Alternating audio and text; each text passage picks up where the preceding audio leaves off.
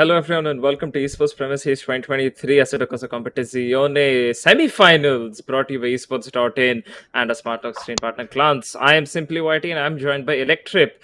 We have quite a few tracks coming up ahead of us, very interesting ones as well.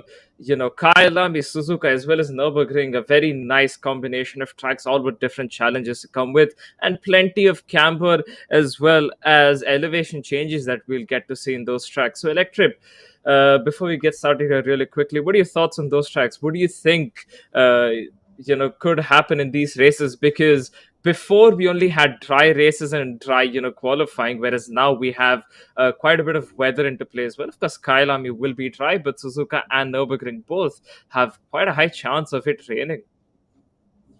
Well, yeah, the rain poses a bit of a threat because as most of this track, the thing they have in common is high-speed corners. Much of them have high-speed, long accelerating corners, which, in the wet, you have to be extra cautious not to slip and hit the barrier. So it's going to be really interesting what the drivers can pull out today.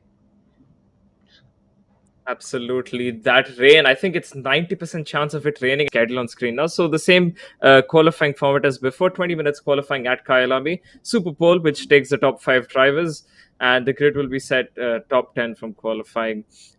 Race 1 is also at Kyalami, 30-minute race. Race 2 at Suzuka and race 3 at Nürburgring. All of the races 30 minutes long, so plenty of racing action coming up ahead of us.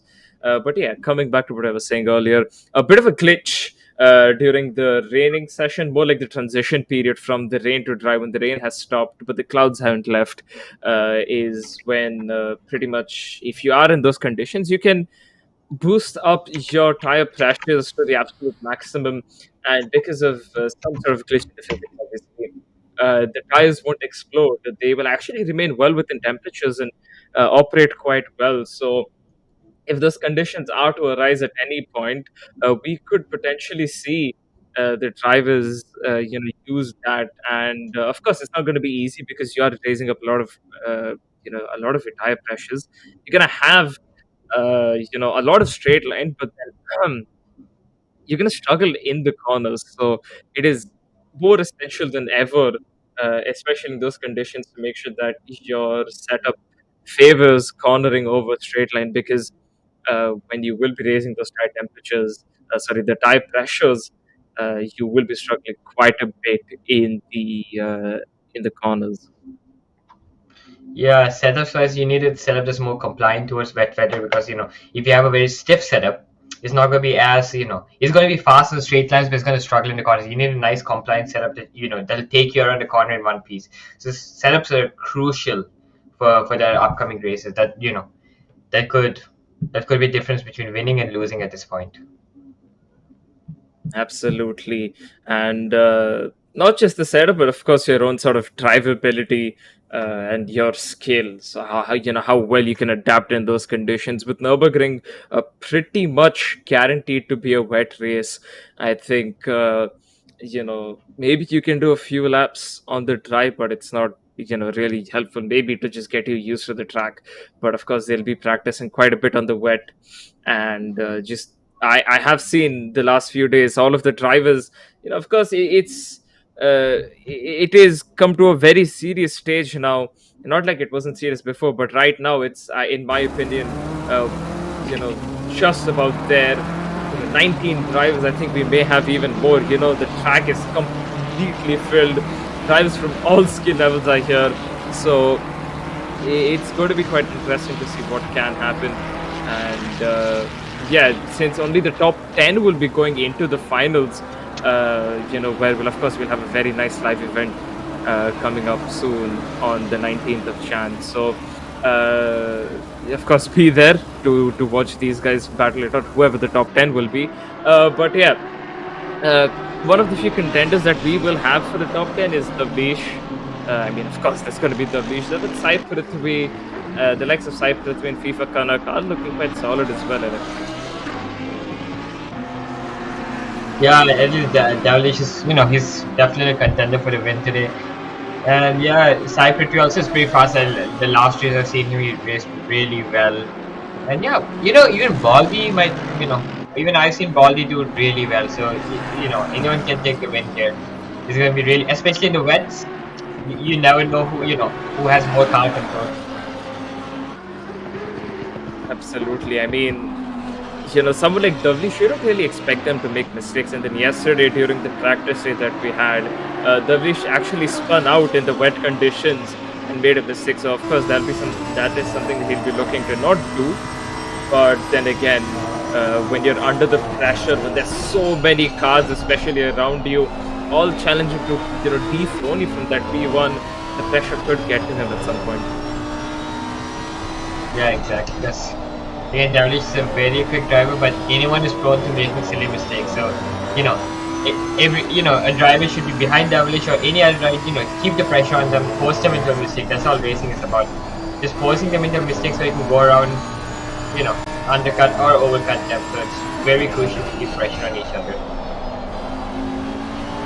Absolutely, and there will be no pit stops involved as well. So it's going to be straight battling from the beginning all the way to the end. It's going to be very interesting. We can see Davlish is still on a lap, going off a bit wide there, but extremely under control so far. Not even a snap oversteer, not a bit of understeer, but I think he's messed up the braking, thus he just decided to call off the lap, which is fine. But you can see the guys behind, Shubham Das, Gaurav Arora, Dipanshu as well. These guys, lap after lap, are closing in onto the Davlish. Yes, we do have a 30-minute long qualifying, so longer than before. Makes sense because a lot more cars, a lot more variable of maybe getting blocked, or perhaps you could be doing something. So it just basically gives you more time, buys you more time. Dipanshu improves up to a P3, 41.5, a great lap by him in the McLaren. But yeah, as I was saying, quite a few variables there, and quite a bit of randomness in what could happen. So it is in their best interest, of course, have a long qualifying, and that is what they've gotten. And a nice set of liveries coming out as well from quite a few of these drivers. Very nice looking car from FIFA Tanak there. A solid combination. And what color would you call that? I in my opinion, like a mint. It's like a cyan. Mint green, perhaps. A cyan, yeah, sure, a cyan. More of a cyan and a dark blue. Yeah. Looks nice. Yeah, cyan and a nice blue. It does look nice, but under the sun it looks kind of like a minty green with the blue as well. Yeah, it does. Yeah, it has a green hue on the blue. Yeah. It reminds me of those good colors.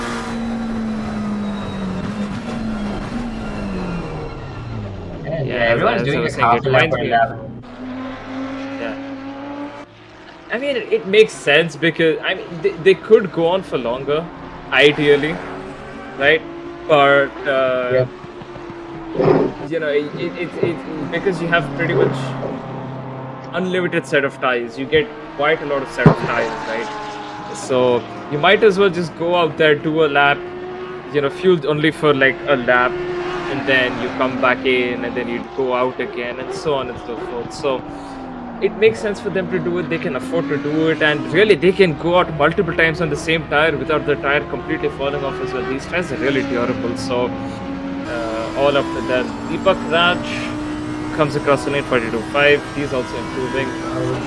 And yeah, quite a lot of expectations for a lot of drivers here, Electrip. So what do you reckon early doors? Who could be our top 10? Of course, not including Davlish, since he's showed quite a bit of pace and he's guaranteed to be there. So the other 9 drivers, who do you reckon could be in there? To be honest, SD and Dipanshu, they're doing pretty well. Deepak Kanak as well, and but Deepak isn't the quickest driver here, but definitely he can pull out a surprise. He is consistent compared to the others. He's really good. But yeah, Baldi as well. And yeah, and I feel like the top 10 you're seeing right on screen, I think they can do pretty well. But yeah, people like Deepak and even Madhav, like Madhav Sajid, they're also pretty, like, I wouldn't say like quick in a single lap, but they're consistent drivers. So they might take the win as well. Like not win, but definitely come in the top 10. That is what counts, right? Being in the top 10. Just 3 races, so it doesn't matter where you are really in that top 10. Ideally, you'd want to be in the top 5, top 6 positions. But even if you're not, that's completely fine because as long as you're consistently within that top 10, you are pretty much guaranteed to go through because you haven't really gone out of the top 10. Whereas if you have a shocker of a race, let's just say, or if you have a really bad start, and considering the races are only 30 minutes, yes, you do have the chance of coming back. But with a very tightly packed field, it's not really easy to come back because everyone will be kind of consistent with their lap times, around about the same lap times. And then when you do catch up, because you'll also kind of be on their pace as well, it could, of course, provide a challenge to get past them while you're at it. So all comes down to what sort of strategy, etc., that these guys can pull off, what sort of lines they can take. Speaking with Deepak yesterday, he told me that taking the inside line for Kyalami at least is ideal because if you are stuck on the outside, because of the way the turn 2 goes, immediately after turn 1, you have a very short run to turn 2 and then turn 3. You could get screwed over if you are on the outside and just get pushed off and lose a lot more speed. So, and a lot of positions as well. So, the battle is all about, of course, on the start, getting a good start while also taking up the inside line. Because if you miss out on the inside line, you do have the potential of losing out on plenty of positions. Again, the thing about coming in the top 10 is, and winning is hard, but coming in the top 10, the first thing you don't need is speed, you need consistency. As long as you're able to keep a consistent lap time throughout the entire race, I shouldn't see why you shouldn't come out in the top 10. Because there's definitely going to be people who are making mistakes and spinning out, and things are going to happen. You just have to not make mistakes. Just take it slow. Actually, don't do anything risky. Just let people in front of you make the mistakes. You just have your own race, and consistency is really key. Certainly, consistency and of course keeping a nose clean.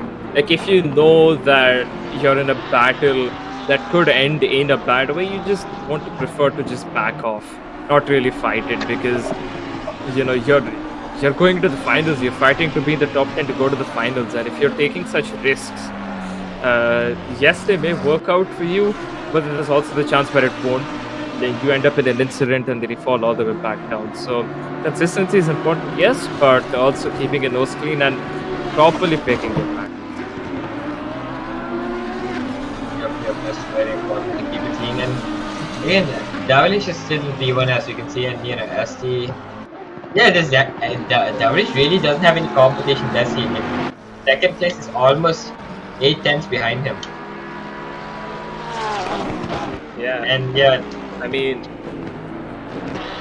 on. I mean, from P2 to like P7, the gap is like 2 or 3 tenths between them. But yeah, we second place we don't know who's gonna get. Like if Davilish keeps his nose clean and everything, he can take first place. But second place is really tight.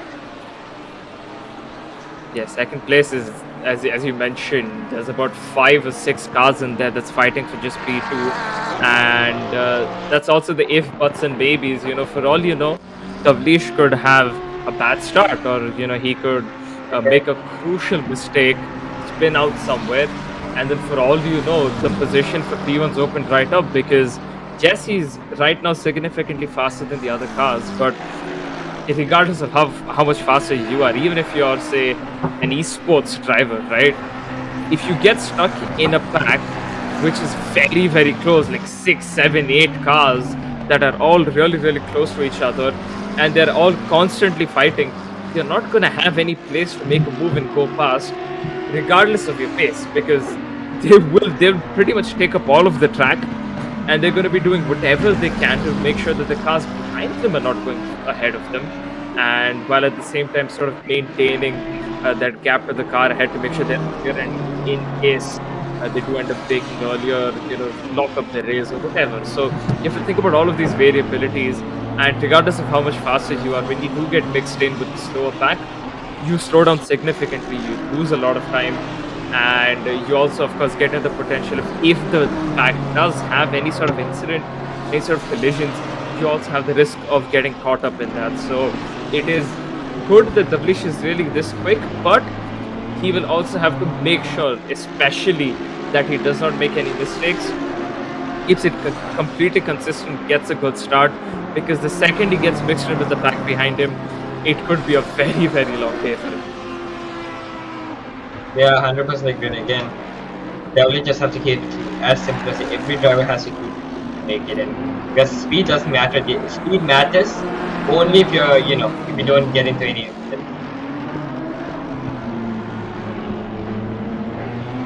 Yep, certainly. As we have seen the lap times improved by everyone. Gap to Davlish has been within a second. Axel Sam coming across the line, 1 minute 41.9. So he's improved. Remains at P9. However, Baldy is quite close to Axel, only about 4 tenths separating each other. And with a track like Kyalami, where there is plenty of corners and loads of lines that you can take, every little bit, every little nook and cranny that you can try and correct and try and get through to grab even that 1,000th off of the car ahead of you. A lot of lap time can be gained here, and there's a lot of room for error, of course, to go along with it. Plenty of runoff. So unless you are completely high speed and make a big mistake, then you might hit the barrier. But otherwise, if you can control it, then yeah, you won't really hit the barrier. Of course, you won't get any damage to go along with it. But regardless of that, it is quite crucial to make sure that you get the lines right pretty much anywhere and minimize your battling, because going through here where Manupuri is going through that turn 3, if you are going side by side with the car, because of the nature of the corner and of course the way you kind of want to gain lap time through that, if you're fighting with someone side by side, if you are on the outside, you kind of have the risk of being run off, not because the driver will run you off, but because of the way the corner tightens and opens up again, and the way it's off camber and goes uphill at the same time. It can put you as well as your car in a very tricky situation, and you might have to do a lot of throttle controlling because of that. And yeah, this whole track can be quite tricky from. Yeah, again, this is not the simplest track to master. It's a bit of a tricky track. You have a lot of high-speed corners here, and high-speed corners generally you need to be very careful on power. You can't, if you give it too much power, you're either going to oversteer or understeer. So you have to be very careful on your steering input and your power delivery is crucial to tracks like this. And again, you have sections, the last turn especially, you have to get it exactly right. Last corner. So yeah, getting that corner right is crucial. Also, you're going to lose speed the entire straight. Yeah, and it's not an easy corner to go as well, because the second last corner, a very sharp right-hander has a sausage curve right there. Yeah. You have about an arm's length. Okay, maybe not an arm's length, but maybe a handstand. Okay, I'm not sure what I'm going for there, but around a couple of inches basically, where you can place your tire, and that is where you have to place your tire. So you cannot really screw that corner up, because that gives you a good round into the final corner. And if you have a good round into the final corner, you can get a good exit out of there and get a very nice exit out of the final corner, get some good top speed there for you as well while you're at it. So those two corners are extremely crucial for you to get right, and because of the challenges that both of them have, because as I just said, with the second last corner and the final corner, you have to get your turning in right.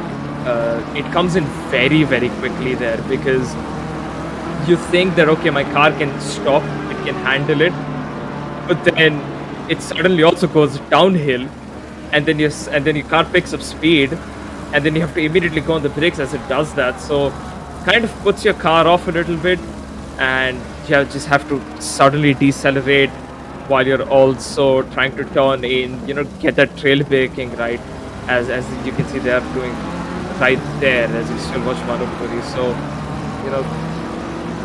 we could see different lines through there, but there is that factor that if you screw any one of those corners up, it's pretty much race over for you. Yeah, it's. Oh, and oh, they're going. Again, since it's qualifying, a lot of the drivers are doing a lap and going off and resetting to garage. So that's pretty common here, as you can see. Yeah, Dawlish is just doing laps and laps. At this point, I think he's not qualifying. He's just taking this as a practice session. Yeah, he's.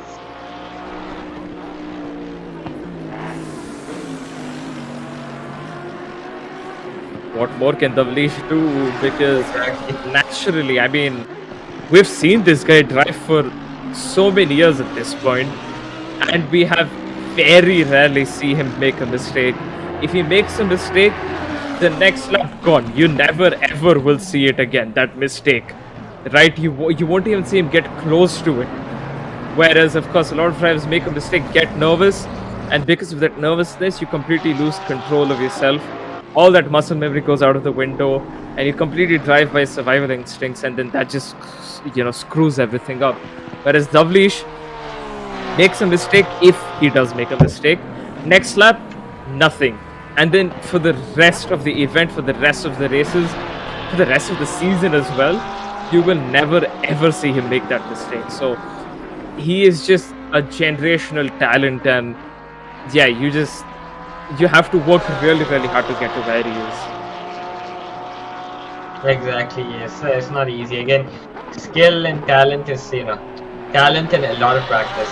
The practice is really important. If you don't practice, you're not going to get anywhere, no matter how much talent you have in the world. Then, so Roller is just a second off the top 5 and literally the top 6 are within the 2/10. Yeah, 2/10 of a second between each other. Really, really cool. Close to it we have here. I'm genuinely going to be surprised. We genuinely don't know who's going to get second place. That is genuinely at this point. Yeah, because so many cars on the line.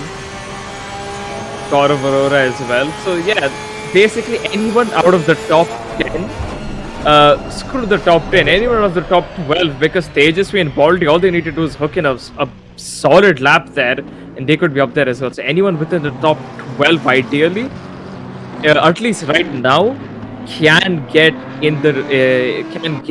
a very, very solid position to start in the top 10. So all of them. Exactly. So they're all pretty much battling for that top 10 position. And of course, it's not going to be easy for any one of them. They're all going to have to put in the lap of their lives, lap after lap, and make sure that they improve, keep it consistent. It's not going to be easy, but hopefully we do see an amazing race that will also be coming up right after this and then this. Yeah, the race is going to be really interesting because again, like even Ashik is doing a pretty decent lap right now. Let's see here and stuff. Kanak is in 8. Yeah, he's still in the pits. And yeah, but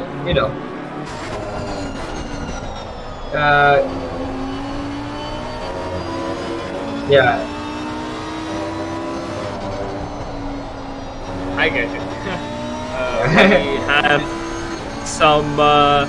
some cheering for Extreme, Yash Vikram Extreme going on in the chat. So that's nice to see people coming and supporting their friends, their family, whoever they may be related to you, coming and supporting that person. Just kind of boost their morale up, help them, kind of just get that mindset right, and of course, hopefully get into the top 10, because it is quite, nice to see, of course. And of course, the drivers will appreciate it quite a bit. Of course, the competition being quite a bit between these guys, that little boost can help them out by a lot. So nice to see that. It's sort of a point that someone had me. The only driver with 3 digits in his racing number. Just something interesting I saw. No one has 3 digits.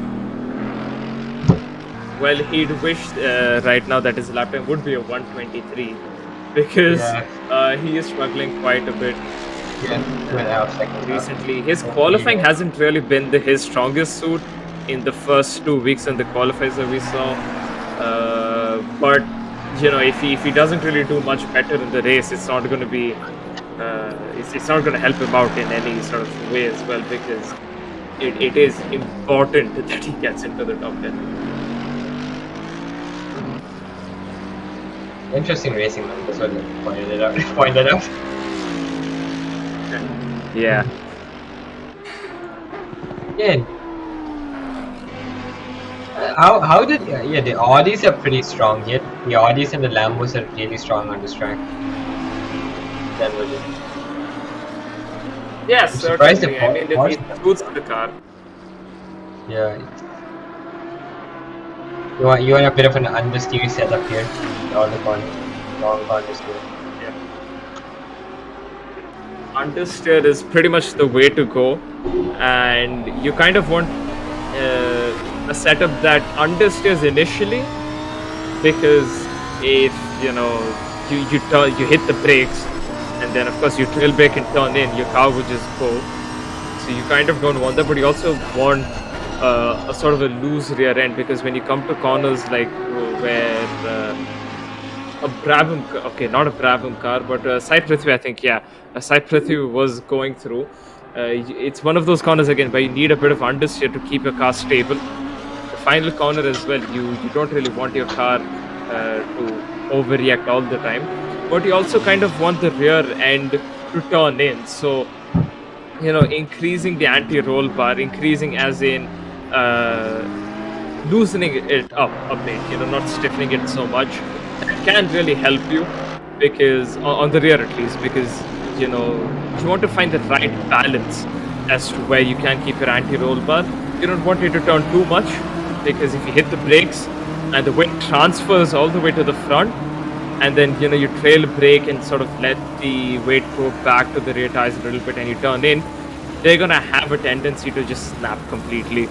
And then on the other hand, if you have too much of it, the rear just will not turn at all. So when you get a nice balance of it, especially at this track, so that when you go on the brakes, keeps the rear stable, gives you a bit of understeer as well, don't turn it too much.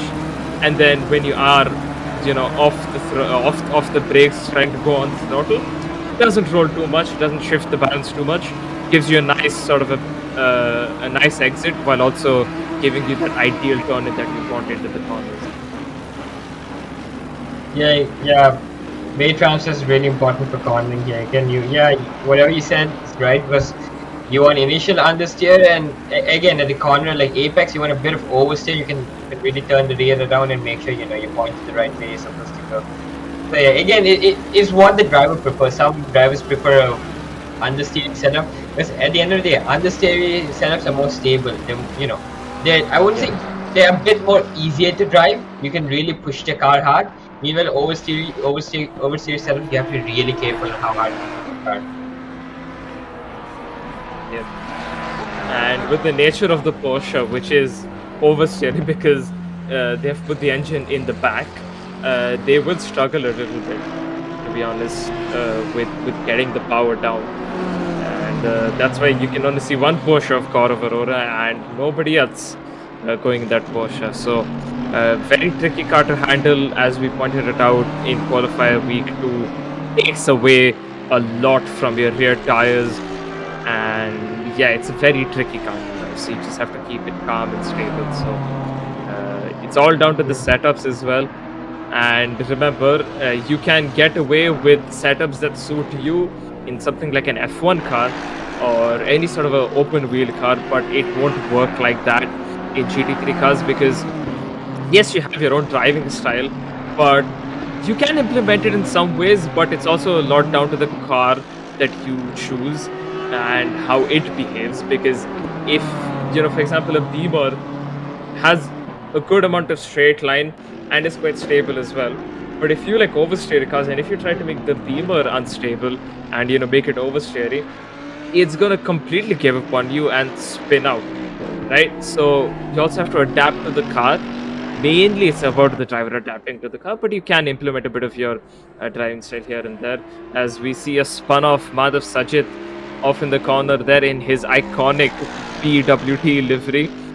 He has RTG'd, whereas Chandra Pasher, that might be a track limit there for him, considering that he has not backed off from that lap. He still is going on, so that's quite good. We will be watching Chandra Pasher, what he can do. A lot of pressure on him to perform and make sure that he can get into the top 5 right now, because that is where Super Pole is. He's competing with Dipanshu right now, who is just a bit behind him or a bit ahead of him. Where is Dipanshu Kanav? So he's okay.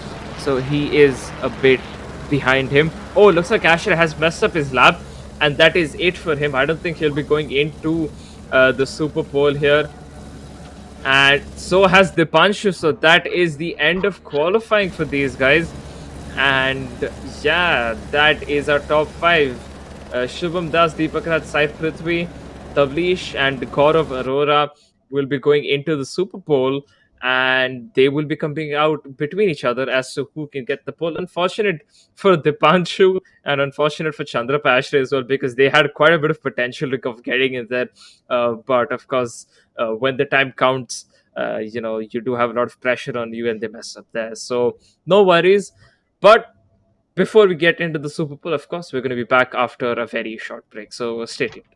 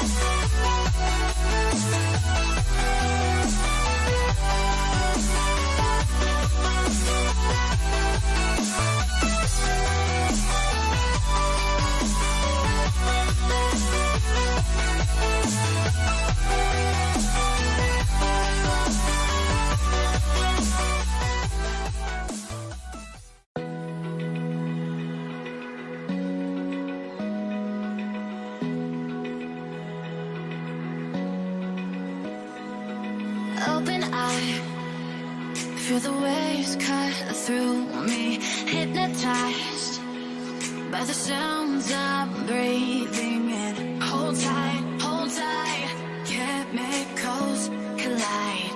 Hold tight, hold tight, hold tight.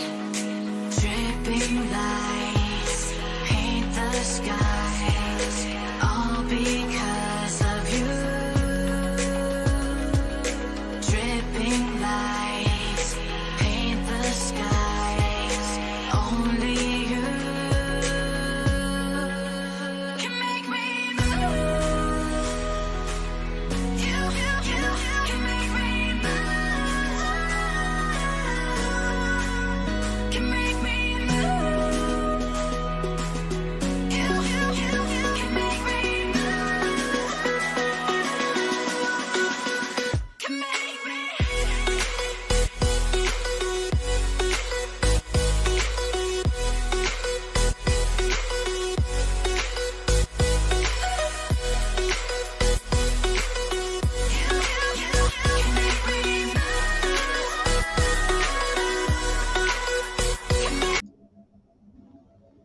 And we're back after a very short break. A very interesting qualifying and Super Bowl coming right up. And a bit of a correction on my side. It's not the top 5, it's the top 10 drivers. So Dipanshu and Ashray are safely within the Super Bowl and all have an equal chance of getting that pole. And for the people that don't know how a Super Bowl works, Electrip, can you explain to them how it does? Well, Super Bowl is basically the top 10 drivers. We have 10 minutes, right? 10 minutes to complete it. More than So that.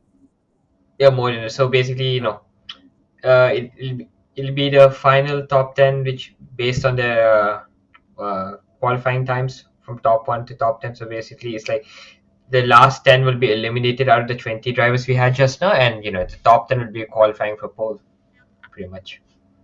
Yeah, and they'll have only one lap to do it, so and even more of a challenge for them. So it's just going to be one out lap and then one hot lap, and that is it. So if you do Yep. mess up, you will be starting within the top 10, luckily, but you will be towards the back of that top 10. So for someone like Davlish or Sai Prithvi, it is quite crucial that they don't mess this up, because all it takes is one mistake. And of course, then, as we discussed earlier, you don't want to be in the middle of the pack when you're that quick. And if he does end up in the middle of the pack, then it's going to be, it's going to be a very, very tough 30 minutes ahead of him. Exactly, yeah.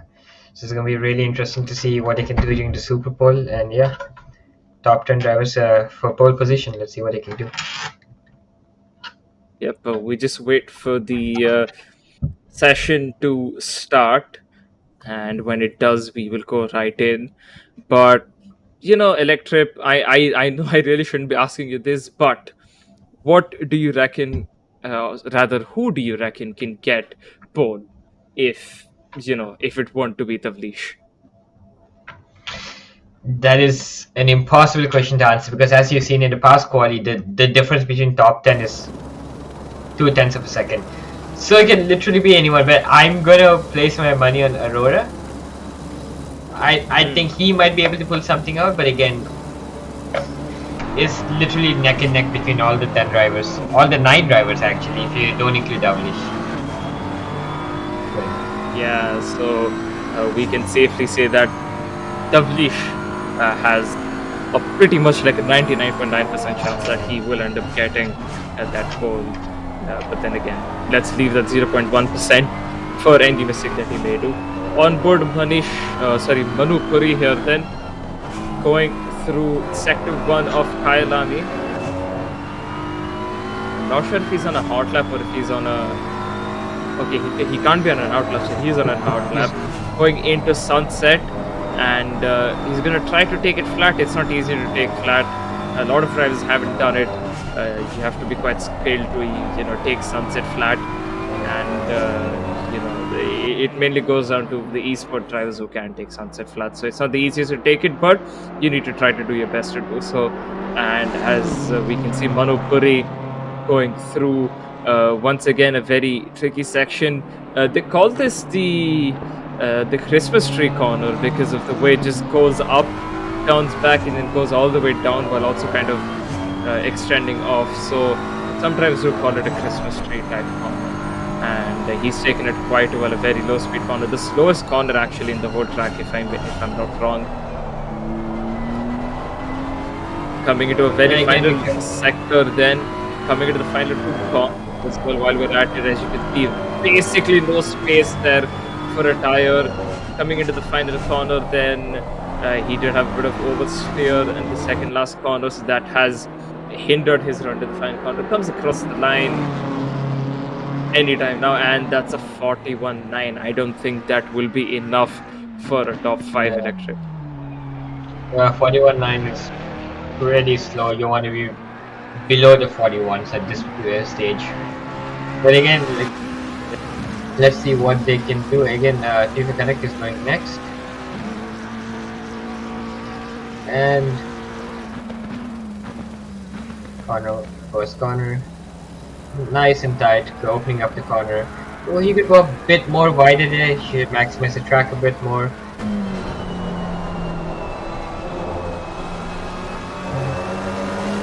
There, that's the corner. Okay, you want to try to maximize as much of the curve in the track as you can. You want to give any speed. And coming into sunset and not too bad again. You got a bit more wider there. Pretty competent lap, but the downhill section, slight braking here and back onto the power, all the way up the hill. Then this is a really tricky braking point that you have to get going absolutely right, just a few meters before the slam the red and white curve, and back down the hill. Again, we're coming up to the fast corner. It's a really tricky corner. You want to go as close as you can to the sausage curve, but you know, not mounted. So right, yeah, this corner. Again, he could go a bit more closer to the curve, but yeah, overall really good lap. But again, he has to maximize the track.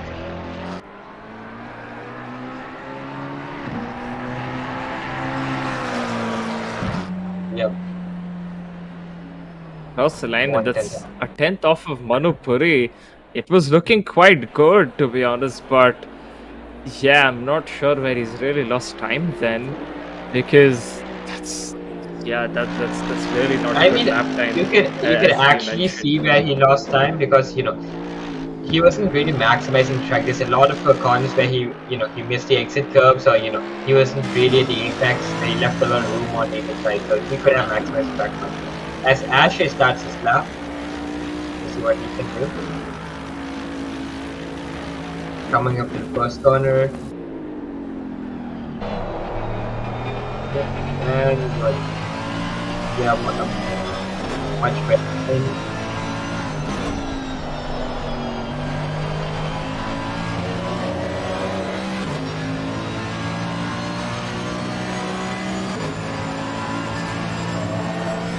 Coming up to sunset, I think, yeah.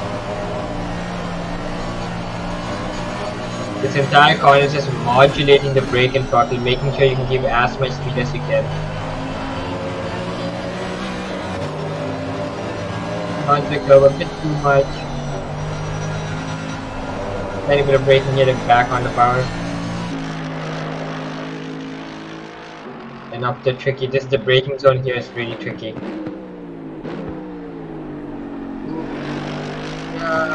The effect tiny bit there.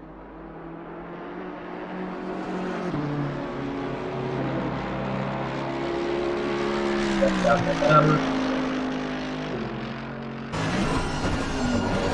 Down to the right hand hairpin corner and the high speed right. Make sure you get as close, but don't hit the sausage.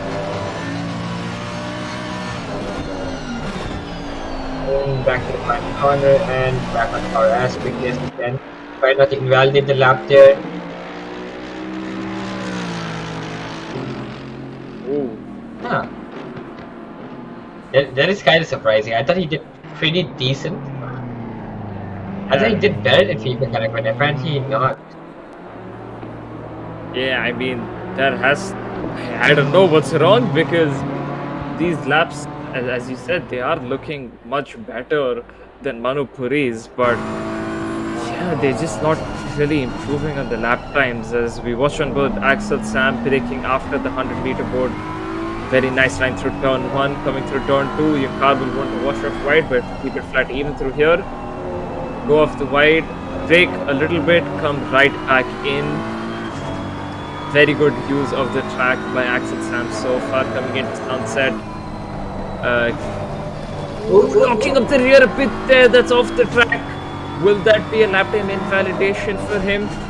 Luckily, no, but that's definitely a lot of time lost right there. It's easily like a second. This, yeah, unless he can pull off something in the next 2 sectors, I do not see him beating even Ashray's time at this point, because that was a very, very crucial mistake.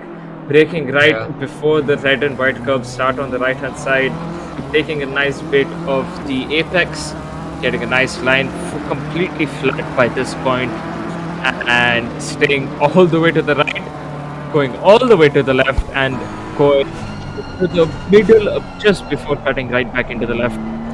Because again, you need to optimize the track. We cannot emphasize this enough. You need to use all of the track.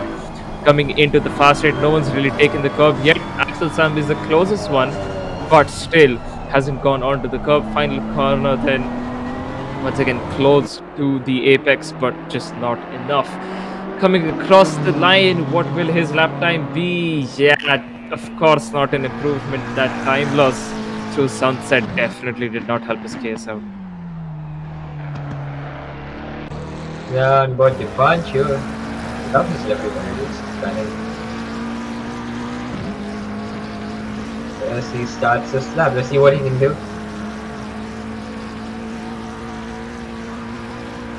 Coming to turn 1, have to have it coming a bit wide, try to hug the apex, and come on. Yeah, you gotta, gone a little tighter on the apex, but it's fine. Yeah, that was a good one. That was really good.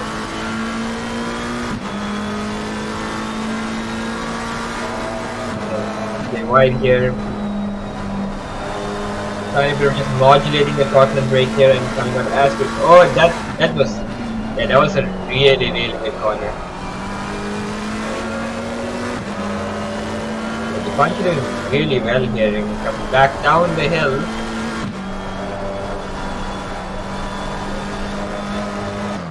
Oh, okay. Feels bad. That was a very bad mistake from him. Yeah. That sucks to see because he was genuinely doing so well. He was, treating every corner perfectly, and yeah, that's can't do anything about it though. Sai Prithvi, let's see what he can do. Yeah, Sai Prithvi has to make sure that he does not make the mistake that Dipanshu has done and try to get whatever he can right, because in my opinion, other than Gaurav Arora, he's the only other driver I think who can compete with Tavrish, because he has done it before. He's done it on multiple tracks before. Yeah, I don't think he's really showing what he is capable of just yet. So as Sai Prithvi starts this lap, of course, preparing the tires, preparing the brakes, he will have to, of course, ensure that he gets a good run out of the final corner all the way wide. A very rare thing we've seen, because no one's really done it so far. Extending out the straight as much as possible, getting a very good line through there, and starting his lap. Then coming into turn 1, once again braking right after 150, right between 150 and 150. Sorry. So a very good line through there. Not going all the way on the exit, but sticking close because you need to get the apex for turn 2. Coming into turn 3, a solid line for him through there. A bit loose on the exit, but of course kept his car stable. Not a lot of time lost there.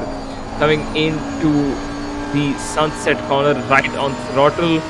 Very well managed. Braking right after 150, so ideally you want to brake somewhere around the 30 meters to the apex. And Once again, a very tricky corner because your car will want to just wash off wide. Very hard to keep it under control. You can see sliding a little bit through there. Scott making sure that he can go through there without losing his rear, and not a lot of time lost through there as well. And oh, that's not good. He is riding the brakes a little too much, or rather going into the corners a little too hot. He needs to start braking a bit earlier, because it's the corner that he's coming up to, because of the amount of speed that you're carrying. If he does brake early, it could be pretty much the end of his lap, and he has tackled it quite well. Coming into the final two corners, gets very close to the apex, does take the curb. Finally, someone who's taken the curb. Now through the final corner, first gear, getting a very good exit after hugging the apex, using all of the track on the exit. Do not move the wheel because you want to minimize the scrub. Comes across the line, and a 10th and a half of Manupuri. Either Manupuri has put in a very dominant lap time that somehow has come through, or the other guys are clearly struggling with something, because that was genuinely very, very unexpected. Yeah, that is very unexpected. For 41, I think it might be track evolution as well. The track might not be that rubber than compared to the previous quali. So us, you no one would magically lose a second doing pretty decent laps, right? So I'm just gonna put on track Evo at this point for the slow lap times. Yep. Yeah, but he it's not like he's gone out first. He's gone out in the middle of the pack. Ideally, he'd want to have some bit of rubber in the track, of course. But yeah, it's not like he's first out. So I have genuinely no clue as to what's going on. Deepak does lose some time. It will be quite obvious, because as we have been watching through the first sector, he has really been avoiding the curbs here, really been avoiding the apexes, doing a lot of corrections on the wheel, and yeah, that has been hindering him quite a bit while he does go through and come into the second sector. A good corner there, the hairpin, he's tackled it quite well, but he needs to do a lot more in the upcoming corners. Pretty much nail his braking as well as his turn-in points to make sure that he can get a good exit and gain a lot of time, because if he does not, then it is going to be a difficult situation for him starting in the mid-pack. A lot of corrections through there once again, so not the tidiest of laps, unfortunately, for Deepak. Comes into the final corner, then getting close to the apex, takes a nice bit of apex, runs all the way off wide. Once again, not a lot of track utilization by Deepak, will not be the quickest of times. 600ths of Manupuri though, but I think a lot of places did go quite wrong for him, and he could definitely have at least another 3 or so tenths in that lap.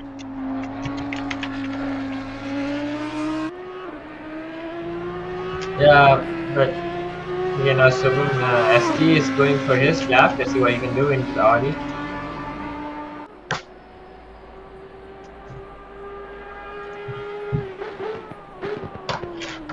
Absolutely the same story, braking at 100, taking the apex. He actually does get the closest to the exit curb there, but once again, not too much. Running all the way wide. Hasn't run too far off wide as he goes into turn 3. Using up a bit of grass there because of that. Too eager on the throttle. Not good for him. A very interesting team name for his as well. Das Racing Esportz Edition. A very nice name for a very nice livery, as he has tackled Sunset quite well. And yeah, his lines are looking so far so good compared to the other Audi of Deepak, who was struggling a lot of corrections on his wheel. Shivam Das is looking fairly solid, not a lot of corrections, and he does have, in my opinion, the potential of beating that lap time of Manupuri as he tackles the Christmas corner, the Christmas tree corner, whatever you want to call it, quite well. And now once again, the trickiest bit, as you go downhill, it's like a full-on roller coaster. You go a lot uphill, and then you immediately descend about 30-40 degrees downhill, so gains you a lot of speed, and of course not easy to tackle, but ST has done it quite well. And avoiding the curve there, it's in your best interest to avoid the curve rather than risk losing the rear of your car and completely going off.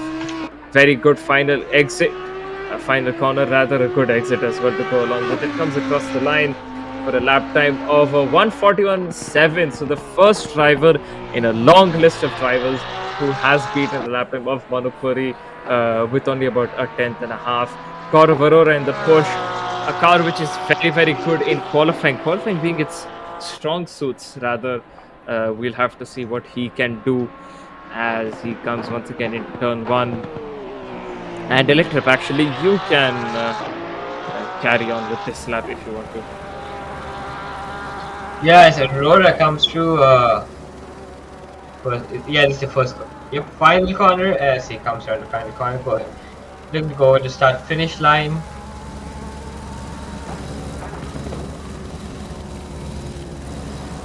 Where is he? Sorry, I'm just confused for a second. Where is he on? He's okay, yeah, there, yeah, that's it. Yeah. So again, trying to keep it nice and tight through all the lines. Tipping the apexes and trying to go as wide as he can to maximize the track right now. Coming out of the corners with trying to keep the speed up, not trying to slow down too much. Porsche is really good, really planted on the corners. A bit of an interesting line there, not really going wide, but he's trying to maximize the speed for the next corner. Time for the sharp right-hander before we go with the sausage curve. Trying not to touch the sausage, but getting as close to it as you can. Right here. Oh, that was good. All the way through the final corner, braking and trying to go as wide as you can here without invalidating the lap.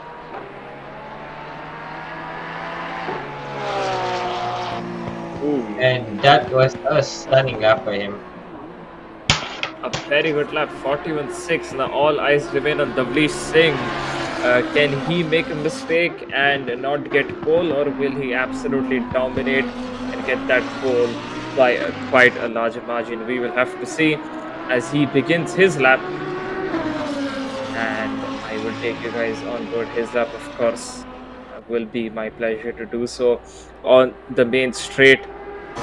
Braking once again, actually closer to the 50 than the other cars, so and he still managed to keep it. So a very good turn one from him. Turn two as well, coming into turn three, getting right at the apex, washing off a bit wide.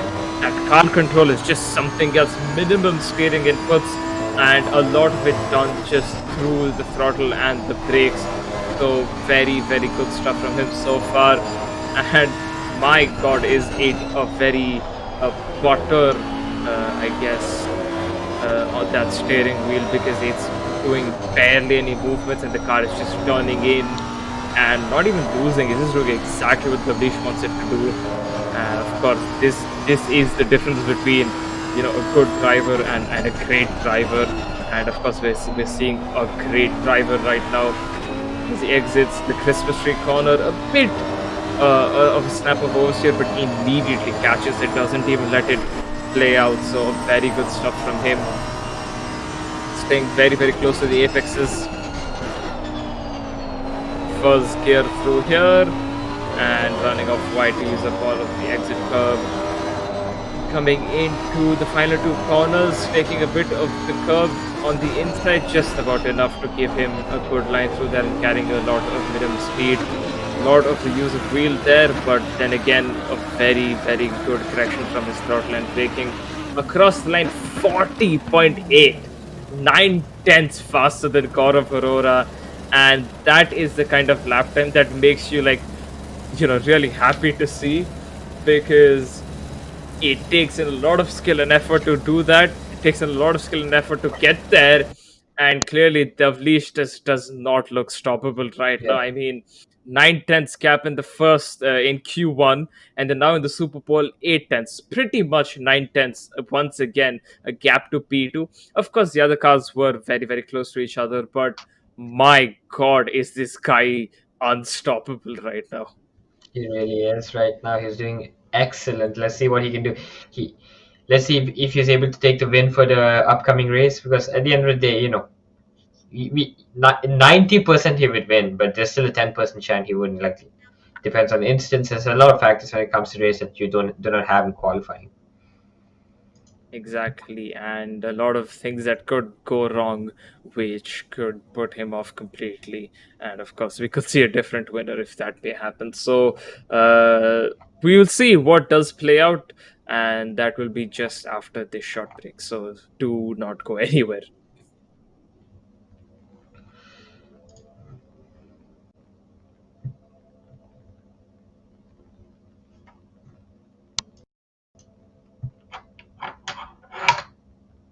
So alive, make it Bro, last my head is hurt. forever. Stop in time. Yeah, I'm surrendering. Hold tight, chemicals collide. Hold tight, hold tight, hold tight. Dripping lights paint the skies, all because of you.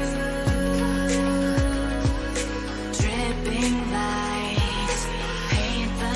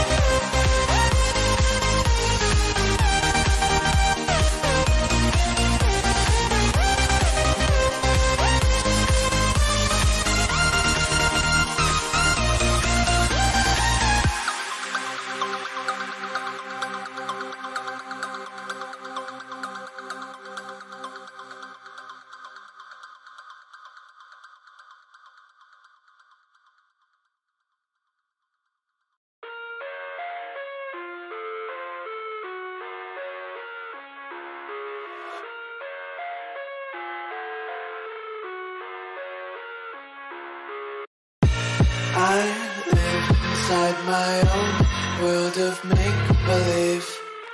Kids screaming in their cradles, profanities. I see the world through ice covered in ink and bleach. Cross out the ones who heard my cries and watched me weep. I love everything. Fire spreading all around my room. My world's so bright, it's hard to breathe, but that's alright. Hush.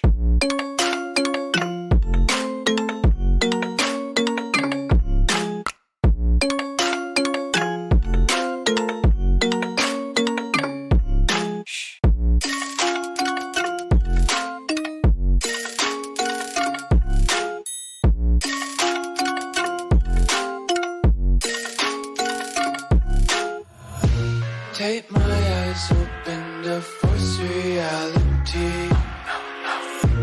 Why can't you just let me eat my weight in glee? I live inside my own world of make-believe.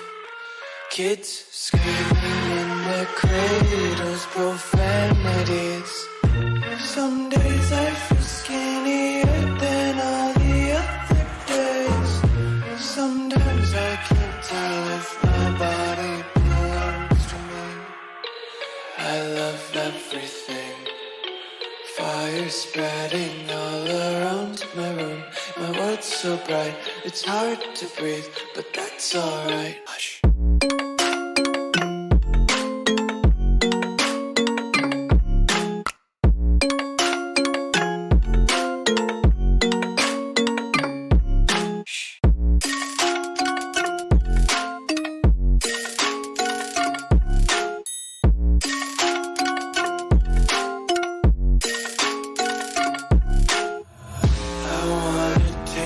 Content, hold your breath and feel the tension. Devils hide behind redemption. Honesty is a one-way gate to hell. I wanna taste consumption. Breathe faster to waste oxygen. Hear the children sing aloud. It's music too.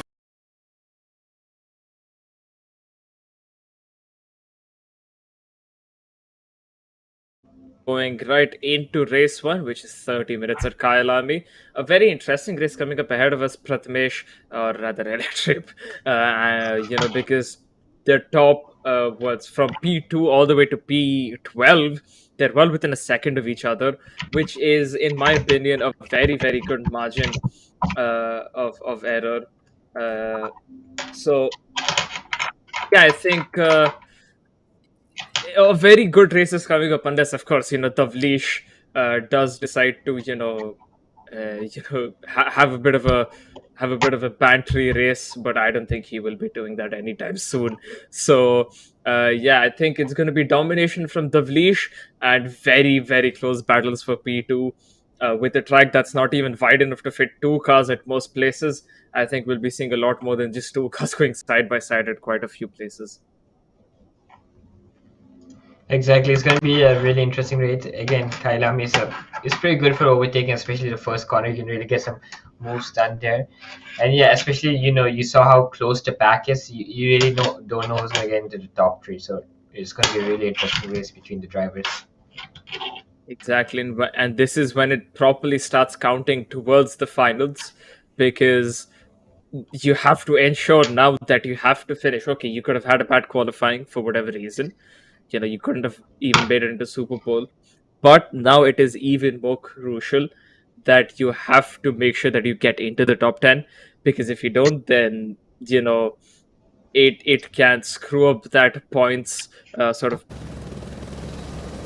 And that it for all you know, it could be 1 point that could be the difference between you going into the finals and you not. So everyone has to be on their best A game.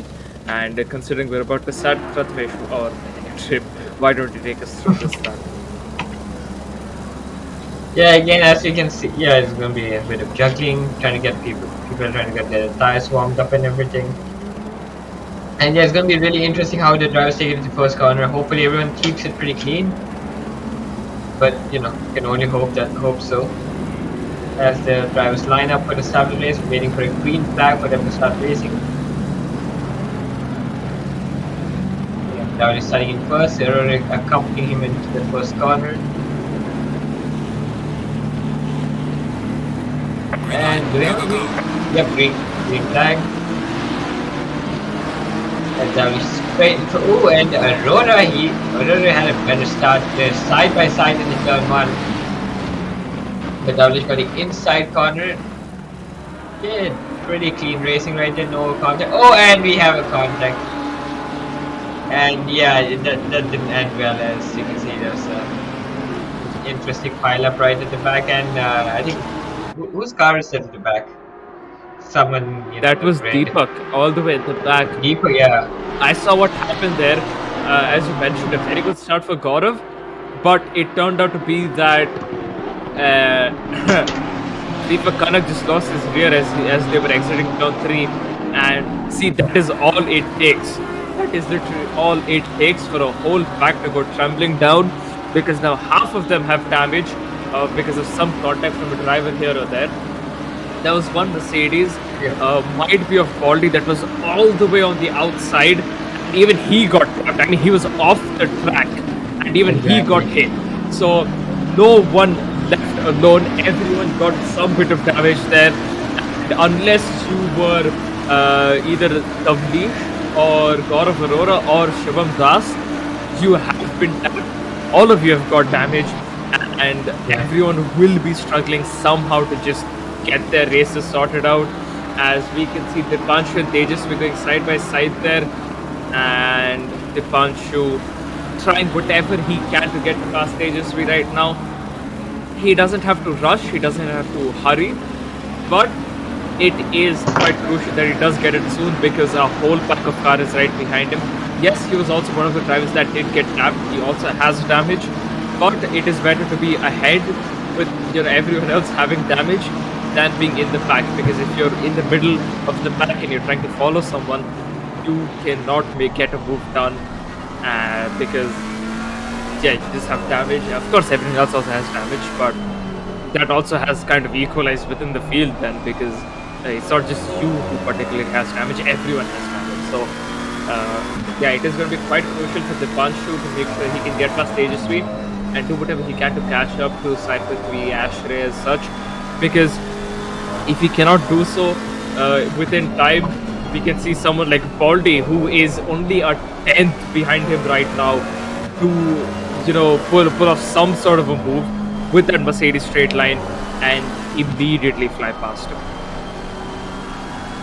Yeah, exactly. Dipanshu did pretty well to hold up Baldy. He's really trying to chase Tejas. There's barely any gap between from 7th place to 10th place. Yeah, 7th place to 10th place, no gap at all. Really trying to push as much as he can.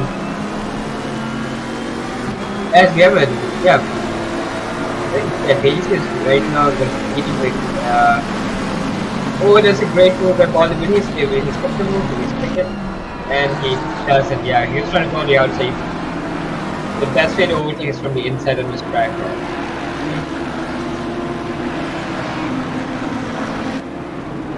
Yeah, Tejas, because of that, the balance between Baldy and Dipanshu, Tejas really put ahead, capitalizing and going ahead as he's behind. Yes, he's right behind Saipatri right now.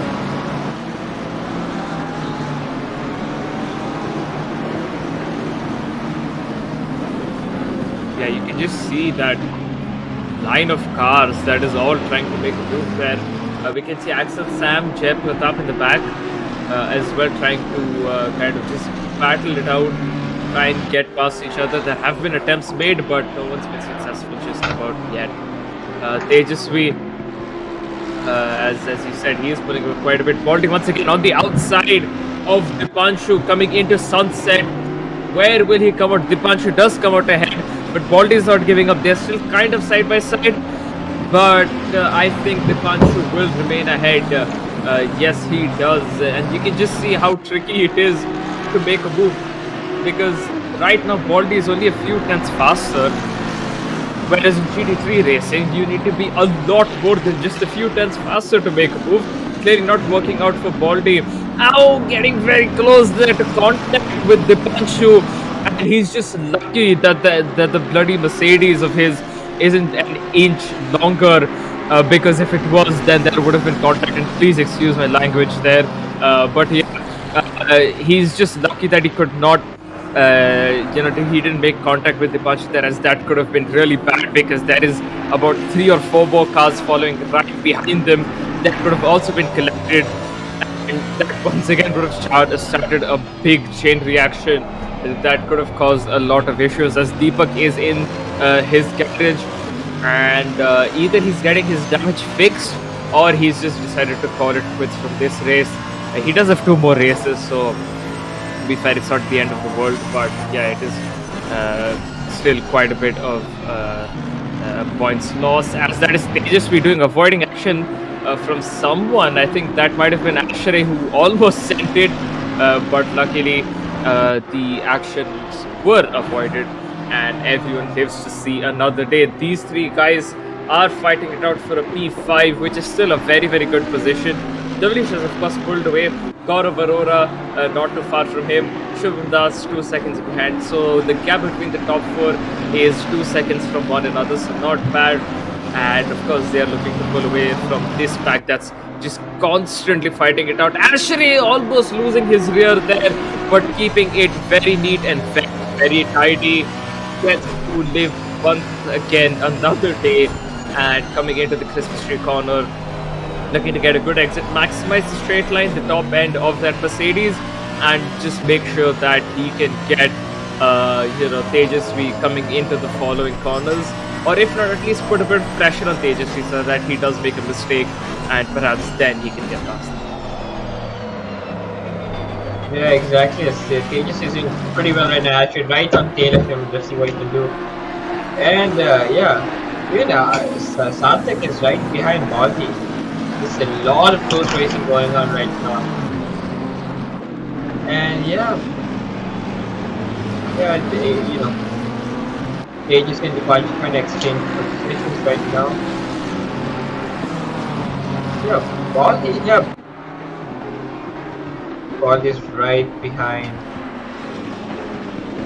Yeah, it's like literally 7th behind Extreme, and let's see if we can pass Extreme.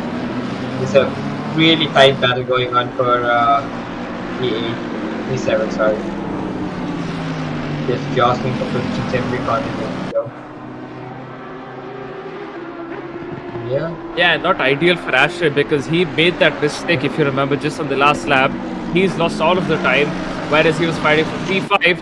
Now he's struggling to even keep that P7. So he has made a very big mistake, and yeah, he will have to deal with its consequences right now. No one goes without facing their consequences in racing. Never ever will you get away with making a mistake or doing any such thing. You will always get punished in some way or another. So right now, crucial for Ashrey to not lose his mind, because he is someone who can crack under pressure quite easily. So just has to keep a calm head, finish within the top 10, even if he cannot get to where Cypher between Tejasvi were, at least create a gap from the cars behind and give them a bit of dirt here to make their days a bit longer. And just make sure that he can stay ahead without any mistakes. That's Tejasvi who spun out.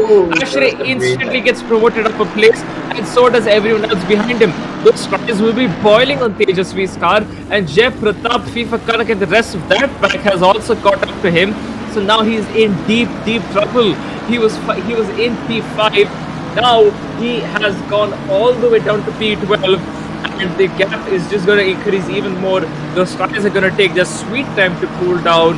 And my oh my, has it not been a good first half for Tejasvi's race? Yeah, it hasn't been the best of him. Just that spin is unfortunate, but again, he cracked under pressure, and that's the thing about racing. You shouldn't crack under pressure. You should be able to ride inches from each other's bumper and not touch each other. But yeah, it is what it is.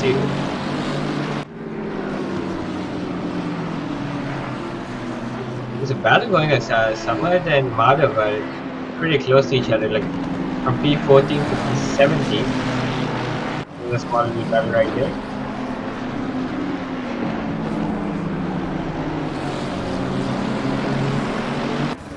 Ooh, they're going really close.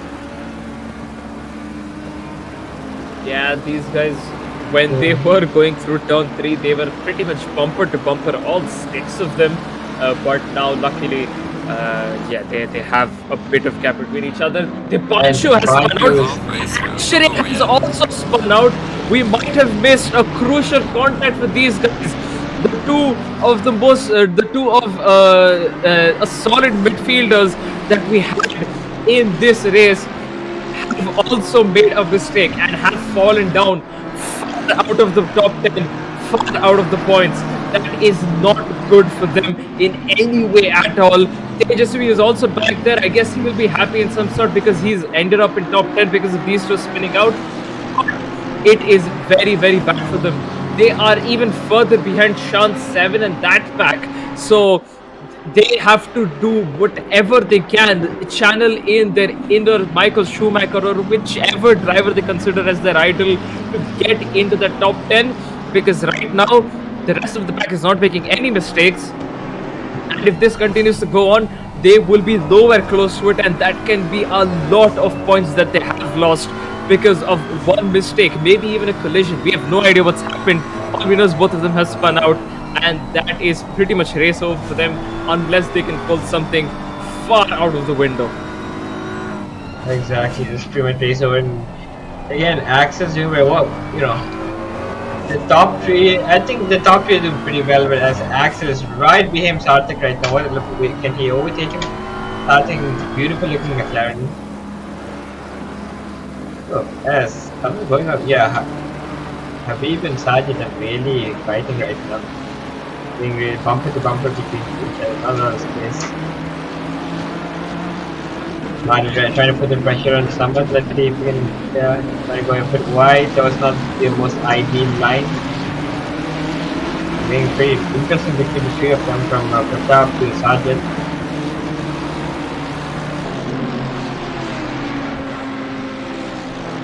Other Sajid has got a 5-second time penalty. I will be keeping an eye out on these stewards' verdicts for that. And I think a few more penalties might be coming out quite a few drivers' ways. I mean, I haven't really seen this pack much in this race, so we once again have close to no idea as to what happened. But of course, as the stewards will post the verdict, we will get to know what has happened. Meanwhile, Sarthak Ray is being sandwiched between Axel Sam and Baldy, and clearly struggling for pace a little bit here, as oh well, there is a battle for P2 going on right now between Shubham Das and Gaurav Arora. That is Manu Puri joining it as well. Wheel banging between the two of them, and luckily no major contacts, but this battle is not over. Ableesh will be having a nice time in P1, 12 seconds ahead of these guys, and these guys will of course be under a lot of pressure now because Gaurav Arora, oh my god, look at his front. I mean, that's a beat up car. I think what's happened here is Gaurav Arora has made a mistake. He's had damage from somewhere, and now SD and Manu Puri are right into play over here. SD round the outside, and so does Manu Puri. 2 positions lost by Gaurav Arora in a matter of a corner. That front end of that Porsche already quite weak because of it being a rear-engine car, and now it has gone even worse for him with that front end damage, and it won't affect his downforce much, but my oh my, this is a very sudden turn of events, and this could potentially change the order of our top 10 as we go into the next races as well. Absolutely. Again, the damage looks pretty severe, and let's see if we can, it's going to be pretty hard for him to drive like that. But again, there's no point pitting. There's only 5 minutes left of the day. He just has to hold his position and try not to get overtaken at this point. As Axel trying to make a move on Sarthak right now. He's trying his best. Let's see if he can pull it off. Really close between them, however, less than half a second. So yeah.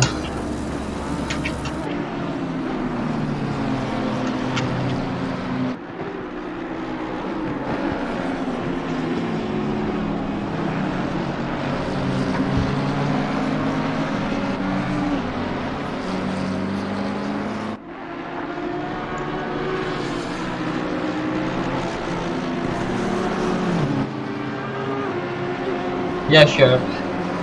So as Sweetie doing an excellent overtake in the Lamborghini across stricken Aurora, but what can be done at this point? He's trying his absolute best to keep that. I was an aircraft. I mean, keep the car right on the track. Right. You see Axel. Axel right behind Sarthak. They have been fighting for laps and laps and laps. Let's see if at any point can actually try to make a move force Sarthak into a mistake. Very tight between them. Going to the final corner onto the main straight. Yeah, right on the bumper Sarthak. Yeah, Sarthak has a lot of speed up to the Axel. Immediately does not get top end that it needs. Going a bit wide, they're missing the apex. And he's overdriving the car right now to catch up to Sarthak.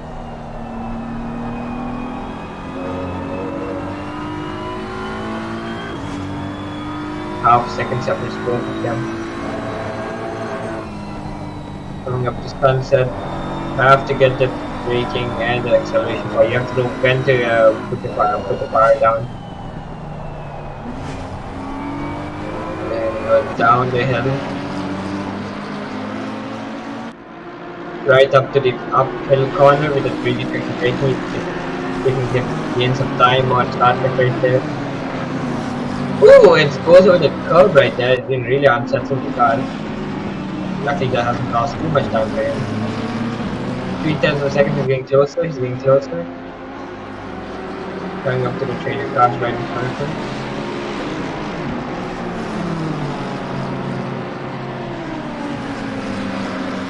Third last corner. Right on the bumper, but he can't do anything about it. Just looking at Sarthak's bumper, trying to, trying to find a squeeze past him, but not possible. But again, 2/10, they're really close at this point. Car length separates them, less than a car length. Again, now Axel is really struggling to stay right behind him. The McLaren has really good top end. Yeah, he's coming out of the slipstream, which he can just try to stay right behind him. Put some pressure on him. Force him into mistakes so he can make the overtake them.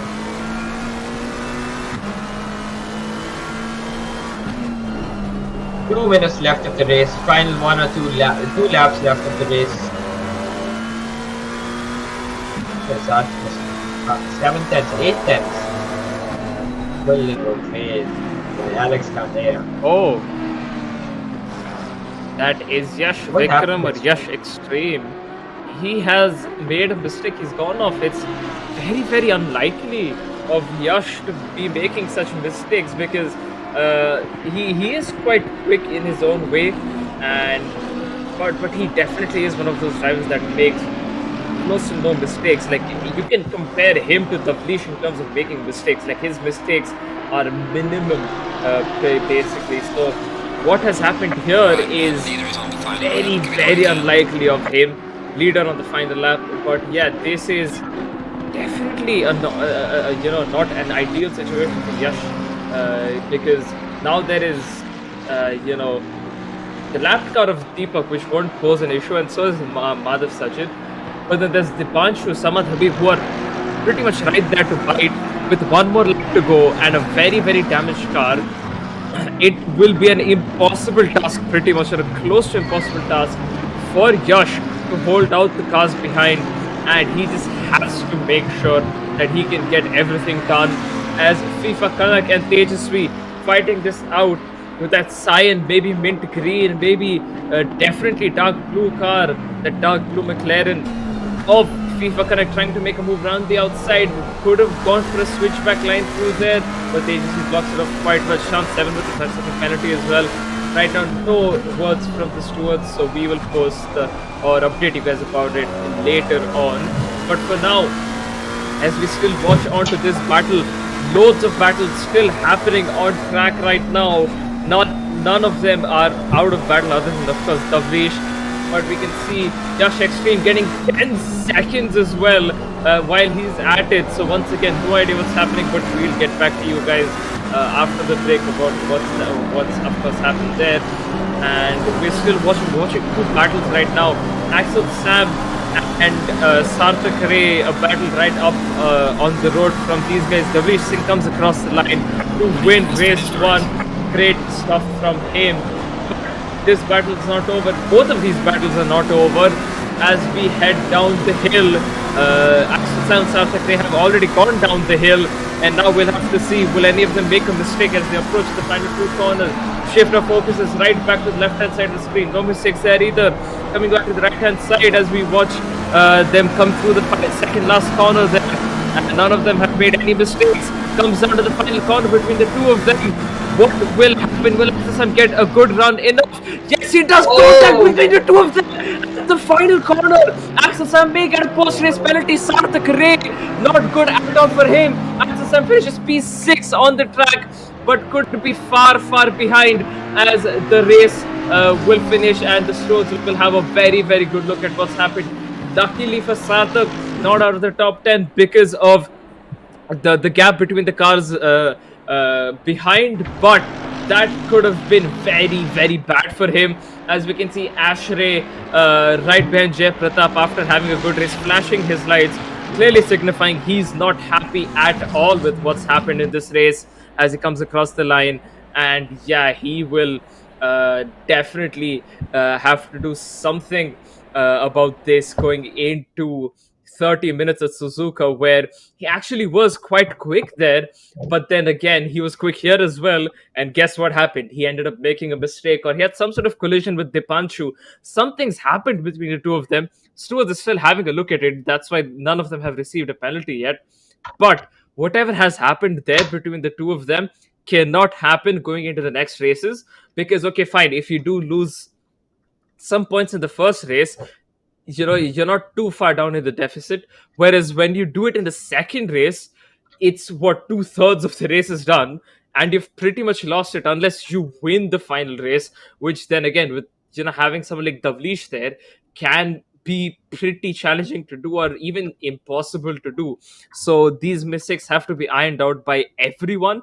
They have to get used to the cars around them very quickly. They will have a few minutes thanks to this break that's coming up, but they will have to ensure that none of this continues on, because losing positions because of silly mistakes like that, and of course because of penalties, will not help their case at all. Yep.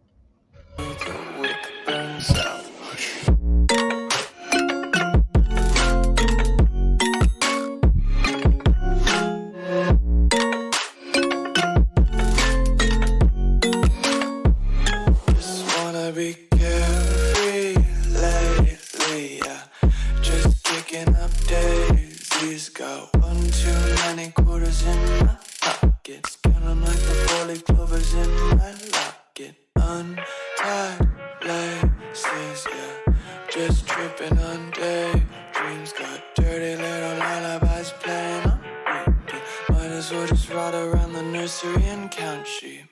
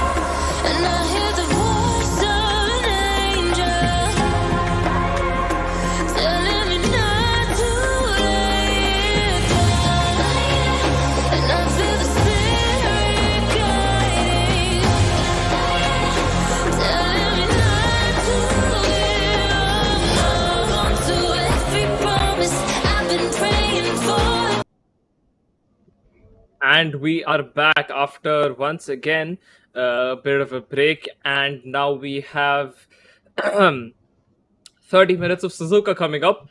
Right now, I just saw a bit of the practice conditions, and the practice weather was flooded, which means there were thunderstorms. So we will have to see as to what happens as we go into the race.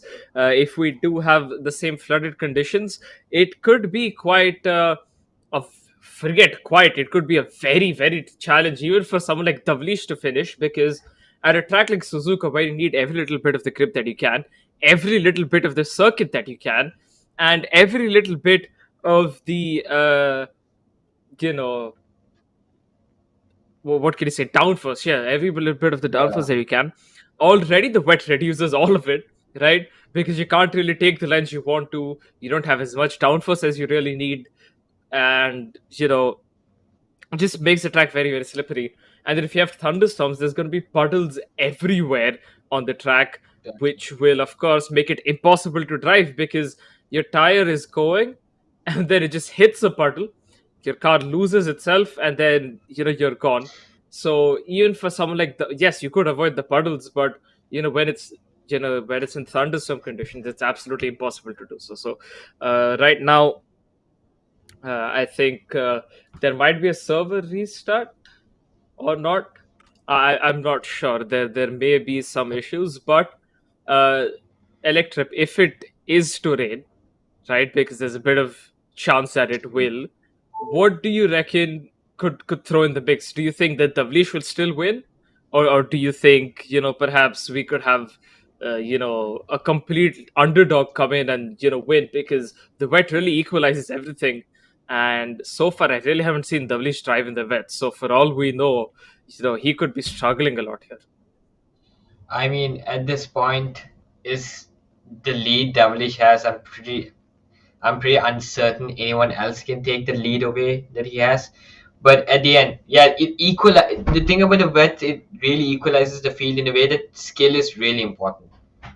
You're gonna see some drivers get really close to each other, some drivers get really far from each other again, because driving in the wet is completely different from driving in the dry. Sorry, so it really depends on what each driver is capable of. Certainly, because as the setup is important, but it's not as important as you, because if you can't drive the car around properly regardless of the setup, right, you're just gonna aquaplane off. You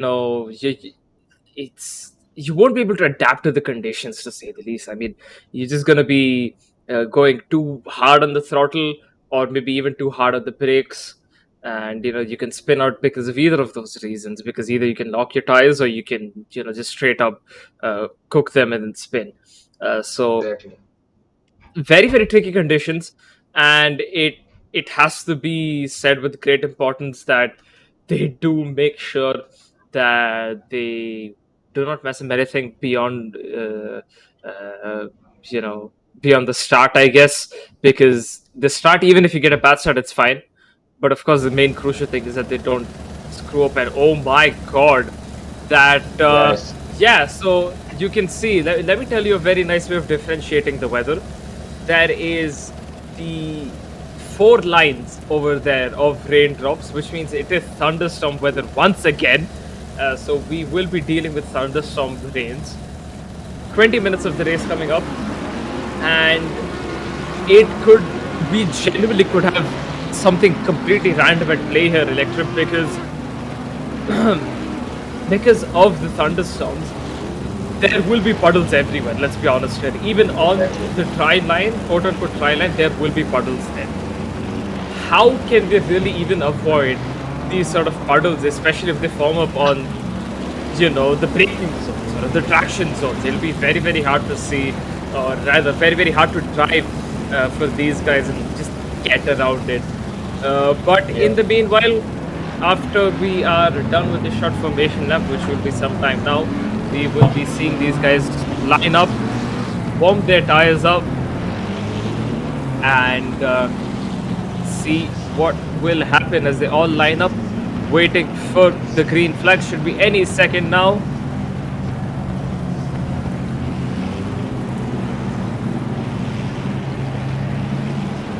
any second now.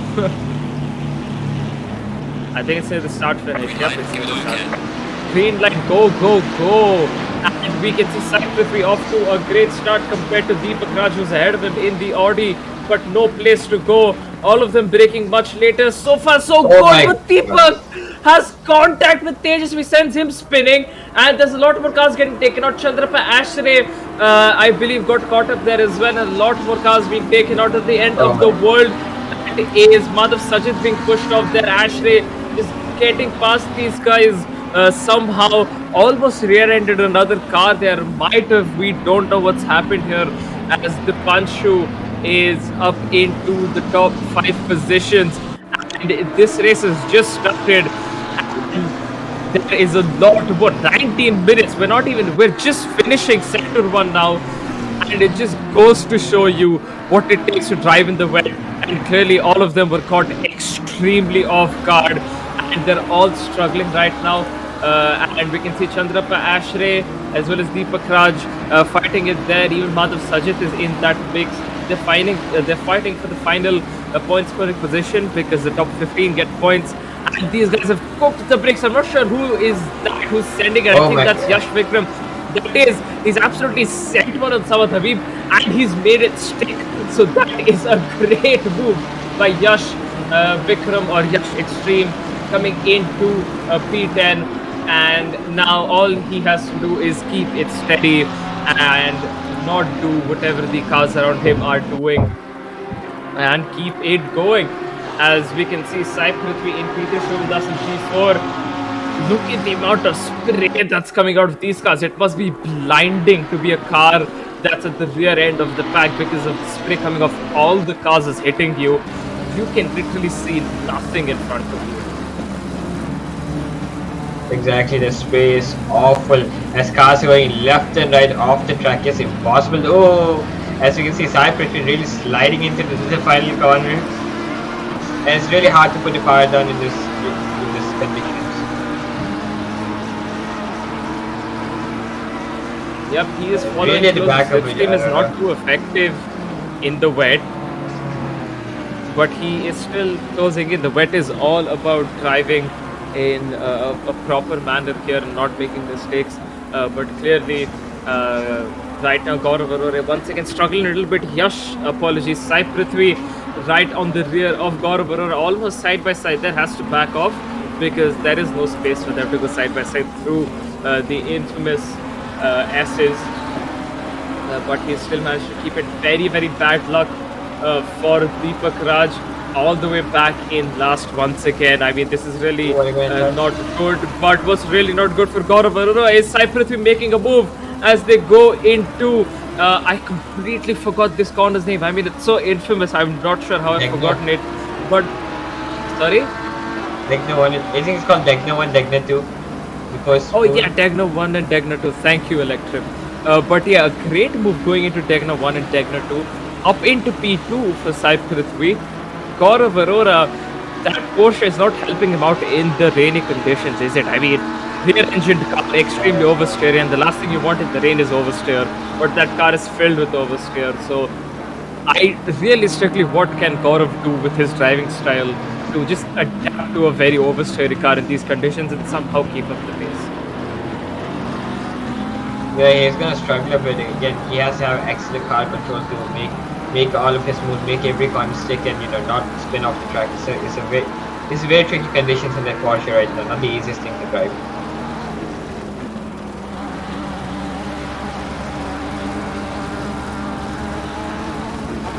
Going into the final chicane, Sai Prithvi is B2, surprisingly, doing very well to get around there. Arora is slowly falling back. He doesn't have that much pace in the body right now. Manipur making a move. Oh, and they touched. Actually, on the outside of Shant 7, their great move by Ashray. And as he progresses after that incident earlier on, yeah, his front end is damaged. You can see it quite clearly there. So, not ideal for him, especially in these wet conditions. It's going to be wet throughout the race. So, yeah. he will have to somehow just Right. manage and just hope that the cars ahead of him, like Manupuri and Baldi, just fight it out, lose a lot of time. He has to just see that gap form, go through, and just keep that position, because in the wet it's already very hard to pass. So once he gets past, even if he doesn't catch up to the cars ahead, at least he will be, quite stable and pretty much there, and at least be in the top 11. Ideally, of course, he'd want to be in the top 10 after having a horror of a race one, and with Nürburgring pretty much guaranteed to be wet again, we can expect this sort of chaos as we go into turn 1 at Nürburgring. But that's for something that's when we go to Nürburgring. For now, watching this battle at Suzuka. Oh God! He gets Shanser gets stopped. Habib has to take avoiding action and goes off wide. Actually moves up multiple positions up into P10. And what is happening in the back, I want to know, because by the looks of it, FIFA Kanak has gotten away quite cleanly. Shan 7 still on the track. Sawahadevi also on the track, but of course not without damage. Shifter focuses onto the left hand side of the screen. We can see Shubham Das and Gaurav Arora just fighting it out over here, almost side by side through the infamous 130R. Yeah, 130R, and nothing that they can do so far, nothing that Shubham can do so far, as Cyprus pulls away. 4 seconds a gap between these guys in a matter of just a few laps. There's a few cars stuck. Car number 6, Axel 7, Sarthakri, looks like they slowed each other down by quite a bit, but they're still continuing on just fine. No yellow flags. Shubham Das once again getting a great run, but so is Dipanshu and Shubham Das. They keep the gap between each other. None of them really taking anything risky, because of course not worth it with only 13 minutes to go in this race, and they have been doing it quite well here. SD, we can see once again right on the rear of Gaurav Arora. Question remains, what can he do? Where can he make a move? Because Gaurav Arora, he is much slower right now, but that means that SD, even if he is faster, maybe in the dry conditions he could have gone past him already, but it's the wet conditions, very, very hard to pass. And considering that these guys are all in a train, it's just becoming harder and harder for SG to pass as the race goes on.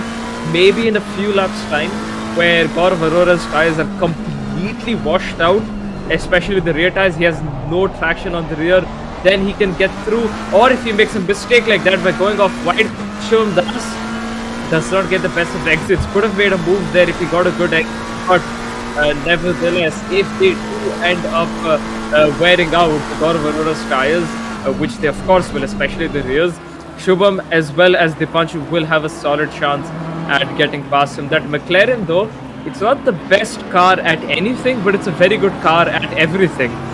So as we can see, Dipanshu still in that McLaren, keeping up, not doing too bad with these guys, and yeah, no signs of any understeer or oversteer in Dipanshu's car, so clearly doing it quite well there, and of course staying under control.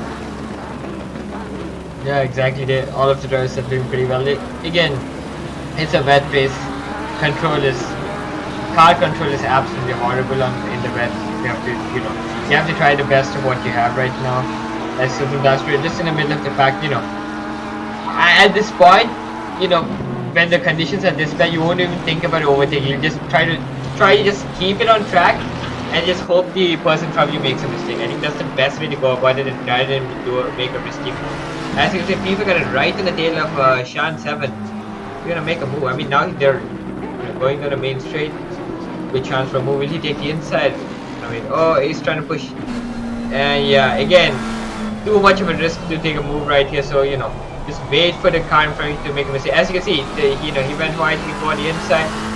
Again, will he do a switch back on the outside? No, he won't. Again, it's very, very, very risky to make any sort of move. You can see the car's just slipping around his feet. He almost lost control at the exit of the corner. As you're going across, he's just going across the track. Trying to be gentle on the power and the brakes. Trying to follow the current, trying to follow the rain light of Shan 7. The battle being really tight there.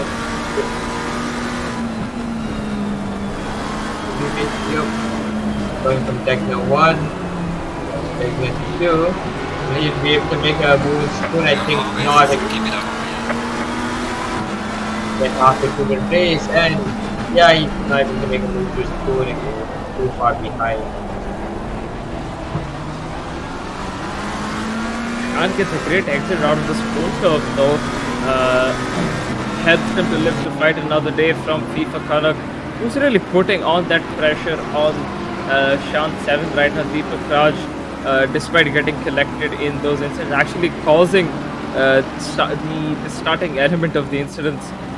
He has managed to recover up to P14, but then once again a lot of work for the stewards to do in this race, and a lot of the stewarding hasn't even been finished from the last race.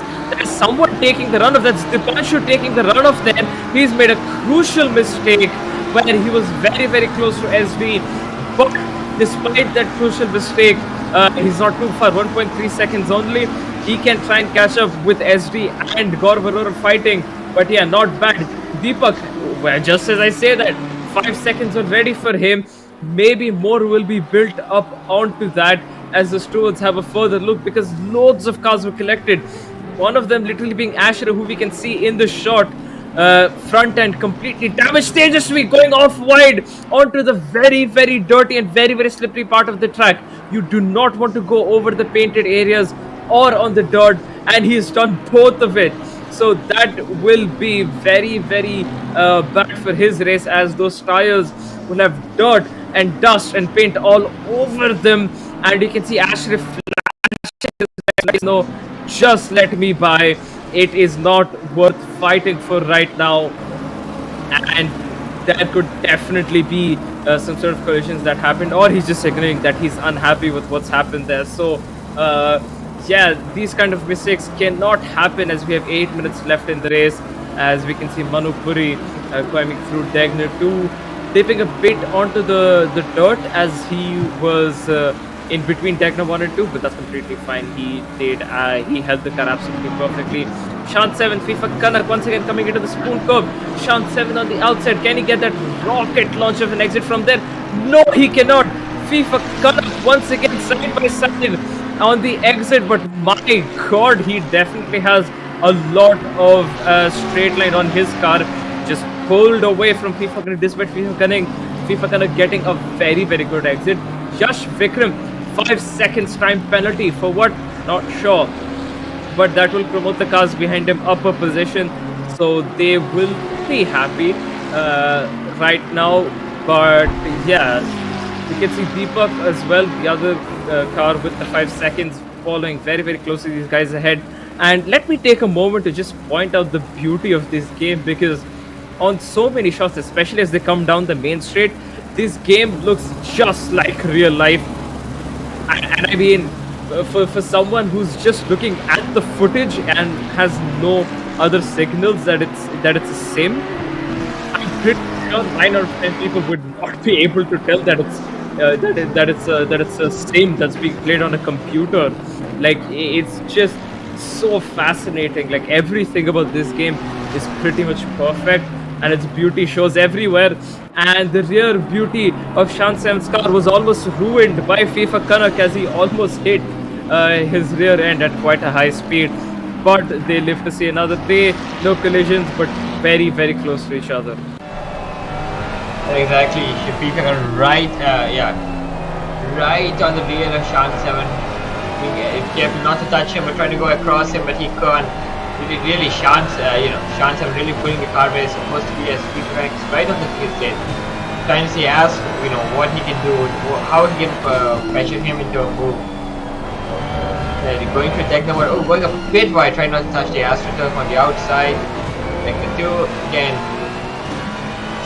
Going to be as careful, so you want to maximize the track as much as you can without, going on to the and the touch.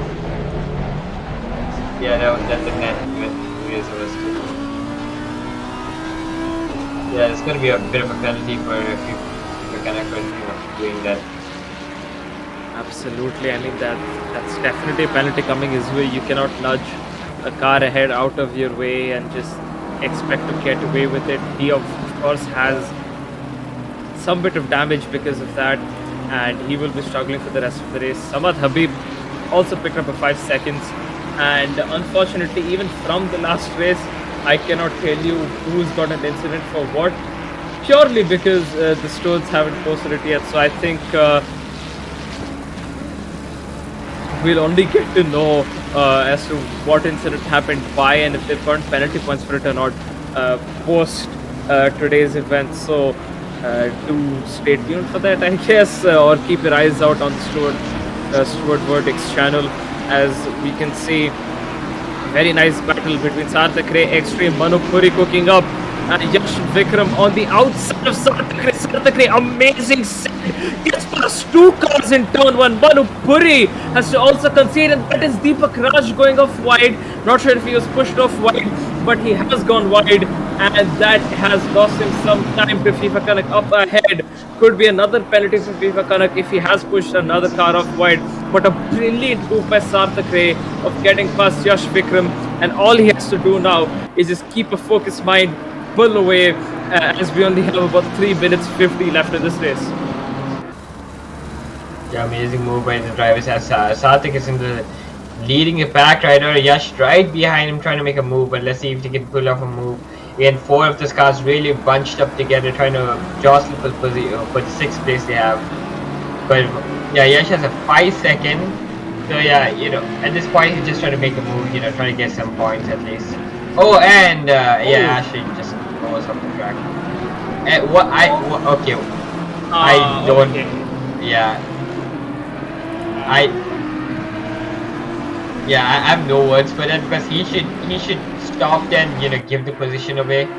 I don't know why he just came onto the track instead of get free by him, but as we can go on, but FIFA Kanak right behind Deepak trying to make a move. Let's see if he is able to stick it. 310 separating him. Oh, and I think it was Yash just sliding across. I think it was Spoon Corner right there. But yeah, there's 4 guys that are just having the time of their lives right now. Or are they? I mean, they're both, 2 of them have a 5 second time penalty, so I don't think they are electric, to be fair. But yeah, what Asher did was not right. I mean, it's fine if he had lost a position to Tejasvi there, because regardless, Manupuri and Deepak had a 5 second anyways. So even if he came out behind these guys, it would have been completely fine. Instead, he's done an unsafe rejoin and lost out on even more positions, and he is nowhere even in this frame right now. So that's his race pretty much ruined. Top 15 gets point. He's not in the top 15, so I'm not. It's definitely not going to work out well for him. He's had a horror of a race 1, a horror of a race 2. He has to finish in the top 5 for it to count in race 3. But with it also being 90% chance of wet, it's not looking good for him there as well, because those mistakes are mounting up and they will play out a big role when everything is done and finished. All the steward penalties have come in. The only thing that will remain at the end of all of it will be the points, and of course the decision as to who goes in to the finale and who doesn't. Yeah, exactly. Again, 1 minute left. The Devilish leading the race as usual. It's Hyper-Treated, and good job for Hyper-Treated, doing an excellent job to get that P2. It's not that, as you can see, it's pretty treacherous out there. It's really hard to keep the car on track. So, finishing in a good position like that, it's not easy right now. As Yash and Sarthak really going head to head. Okay, and on the final lap now. Give it all you can. Leaves on the final lap, and yeah.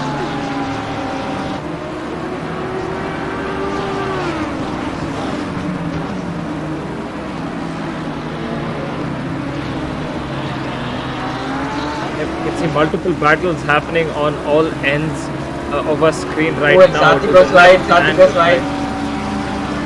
Yep, he's gone off wide. But oh yes, switch back right from Axel Stam there. Great stuff. Apologies, that's from Yash Vikram. No contact. Sarthak Ray gets out just as they were on the penultimate lap of this race.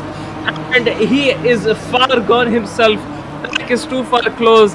Car number 8 is still spun out right there. So that is Sarthak Ray who has to wait for the whole pack to get past him before he can start going again. And Samad Habib, 15 seconds worth of time penalties. What has this man caused that he's got 15 seconds worth of time penalties? We don't know just yet. We will know after everything's done, of course, and the steward verdicts come out. But yes, Sarthak Ray in P14, Chandra Pash in P15, both of them had very good starts to their race, but then they've all ended up in disaster by the end of it. And especially starting the final lap, that is not something that Sarthak wanted. That will be another penalty coming for Yash Vikram, so he'll have total of 10 seconds. But I don't think that will change his finishing order much because of the cars behind him also having a few penalties, and of course they're all well within 10 seconds, so I doubt there will be any such changes. But right now, Deepak, who has a 5-second time penalty, who will be dropping back down to P12 if the caps were to remain the same because of his penalty, is fighting for an on-track P9 as Davlish once again, extremely dominant drive, comes across the line and wins the race even at Suzuka. Even if he doesn't win the next race, he's definitely gone through. I mean, that's literally no doubt. Deepak Raj fighting for his life over here. And of course, there is contact between Shubham Das and Gaurav Arora. Dipanshu goes through between the two cars. Going into the final corner, there is nothing that they can do to stop Dipanshu unless Dipanshu makes a very crucial mistake. And I doubt that will happen as Dipanshu comes across the line in just a second here. He will win. Shubham Das lets Gaurav Arora by so that he rightfully gives the person to finish ahead of him, which is Gaurav Arora, his position. As we shift our focuses back to this battle that's happening between Deepak Raj and FIFA Kanak. Deepak Raj will finish P9 on track, but because of his penalties will fall back down to P11, and FIFA Kanak gets moved up a position, and so does the car behind. Shan 7 comes across the line in P12. Samad Habib, 15 seconds worth of time penalties. I have genuinely no clue where he's going to finish.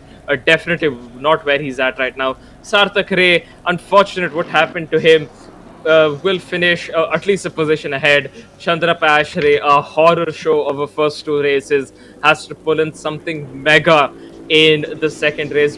Same with Baldy and the cars that finished behind him.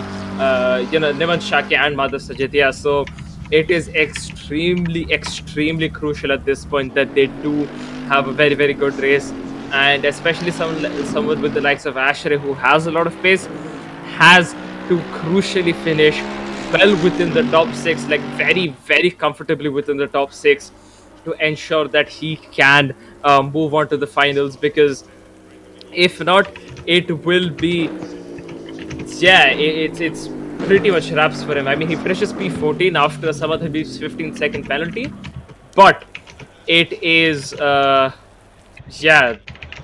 it's definitely not good for him, and a lot has to change now, and I mean, the mentality of these drivers like Chandra Ashray, who have been putting in their best efforts race after race, but so far have gotten nothing out of it.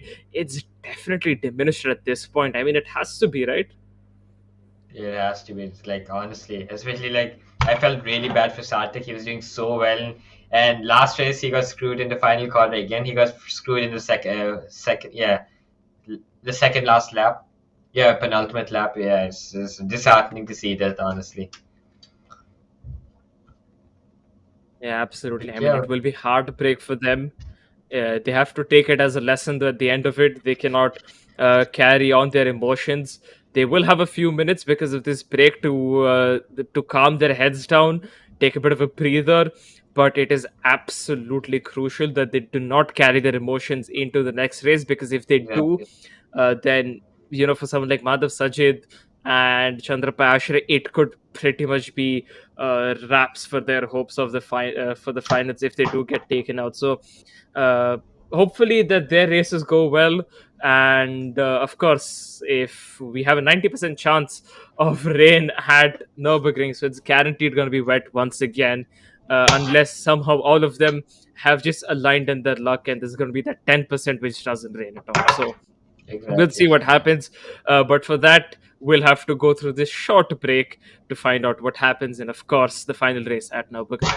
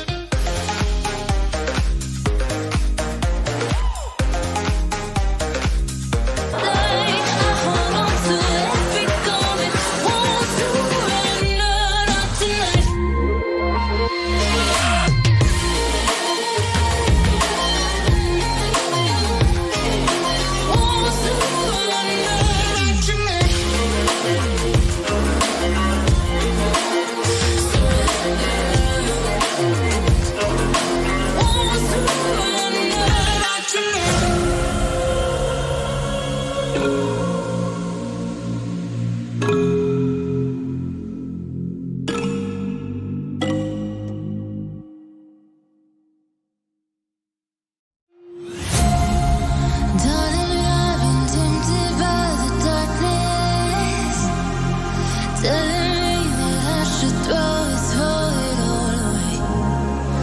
Find some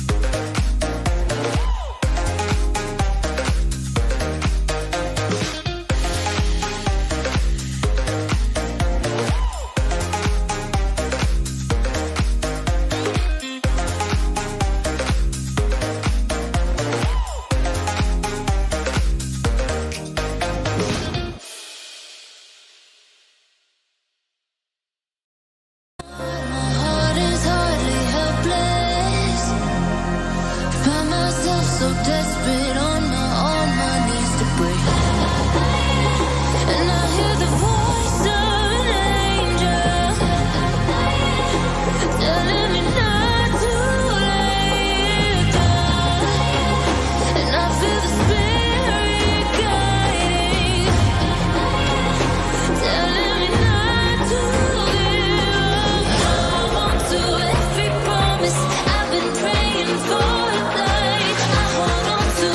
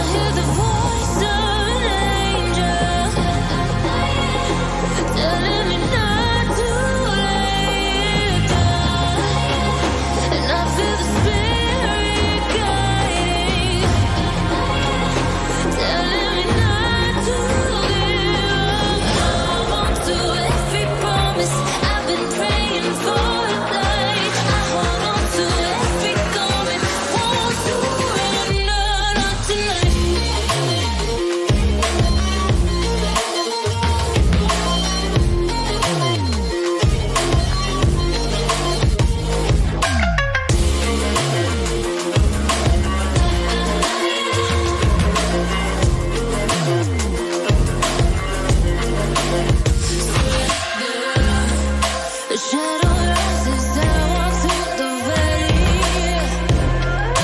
but I won't let nothing take my heart away. I recognize the powers as they rally. Golden names, I break them one by one and dance to face. And I hear the voice of an angel telling me not to lay it down. And I feel the spirit guiding, telling me not to give up. Hold on to every promise I've been praying for tonight. I hold on to every moment, won't surrender, not tonight.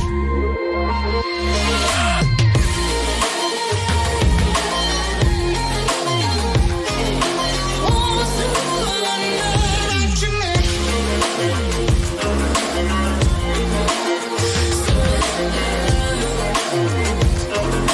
Won't surrender, not tonight.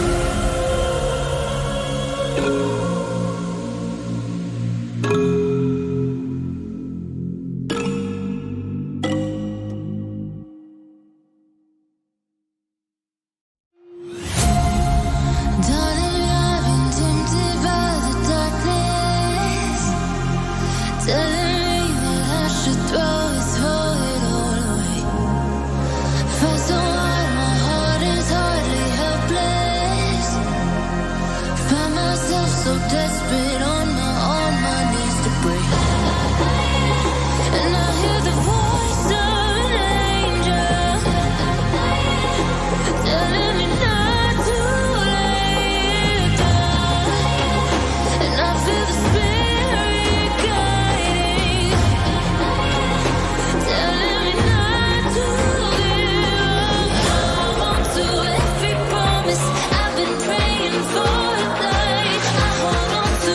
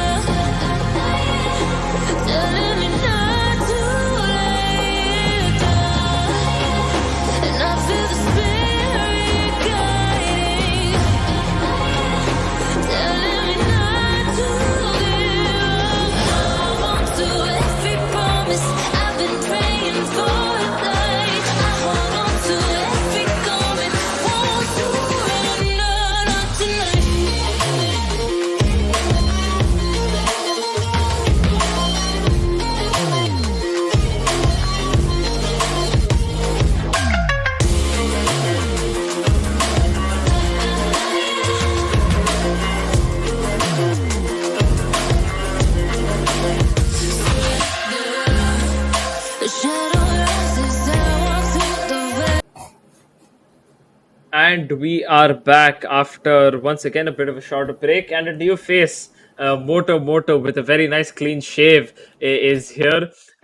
He was supposed to be here from the beginning, but then again, Delhi traffic and Delhi tax, I guess. But that's completely fine. At least you're here for the final race. Uh, we have had a very interesting situation.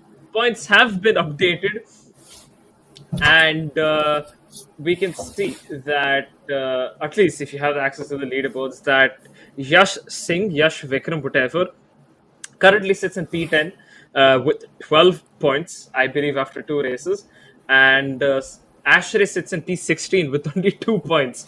So he has a lot more work to do. He has to finish within the top 5 to guarantee his position in the finals. Otherwise, he's not going to go through. If we have the people who are fighting to stay within the top 10 are Kanak Satam, Yash Singh, Baldi, Florida Man, and Shantanu Shri Sagar. So all of these guys have a solid chance of making it through, but they're all separated by a matter of just 4 points. So all to play for here, especially with someone like Sarthak Ray, who of course has quite a bit of pace, but has not been able to display much of it today because of course, being taken out in 2 races consecutively. So quite a lot of work for someone like him to do. But yeah, we have Davlish, who's missing actually, because he has to go on over and attend to some other stuff. So that means everyone automatically has moved up a position, and they can officially say that they finished ahead of Davlish in Nürburgring in the Esportz Premier Series semi-finals. But for now, interesting race coming up ahead of us. We were expecting mixed conditions, but by the looks of it, it's going to remain cloudy. No worries though, as we will shortly begin with the short formation lap. And Moto, why don't you take us through the start? Yeah, I think we do have a damp track. In fact, I can see the spray being kicked up, and we do head to Nürburgring. I think that's one detail you did gloss over for the final race. We head to the land of Germany, Deutschland, where we head to Nürburgring, and very technical circuit. But let's see how these drivers are going to tackle. A lot is at stake here, especially for P1 because Davlish isn't here anymore. He has other duties to attend to, but I think we're getting ready for the race start, and it's green. Cars head down the main straight. Spray being kicked up will be hampering the visibility of cars behind, falling closely behind into turn 1. Very easy to lock up, and then there's a bit of a contact, and then I think that's constantly done into everyone, and I think a lot of drivers have gone off there, but the top 3 in league of their own, completely pulling away from the back and the carnage behind. Aurora, Deepa, and Puri in tandem with Ashray and P4 by quite margin behind. Yeah, absolutely, and that all started with the punch. I was looking at that car coming from the bottom of the screen, and my God, was he very loose. Both have been flying out. Battle between Samad Khabib and Axel Stam there. Sean Steven getting collected up in that battle as well. What's happened to Ashray? Why is he nowhere on the leaderboard? Am I missing something? I guess I'm missing something. But yeah, right now, what has happened is I saw the bunch of Scar coming from the bottom of the screen, and that was of course during the braking zone itself. He was extremely loose going into the braking zone. That rear just wanted to step out constantly, and it ended up doing so, which has of course caused a massive turmoil, and that just started to change direction of cars getting taken out. First it was Ashray who got hit, and then the rest of the cars got hit as well. But yeah, where is Ashray? What has happened to him? Where is he? Because it is crucial he's there for this race.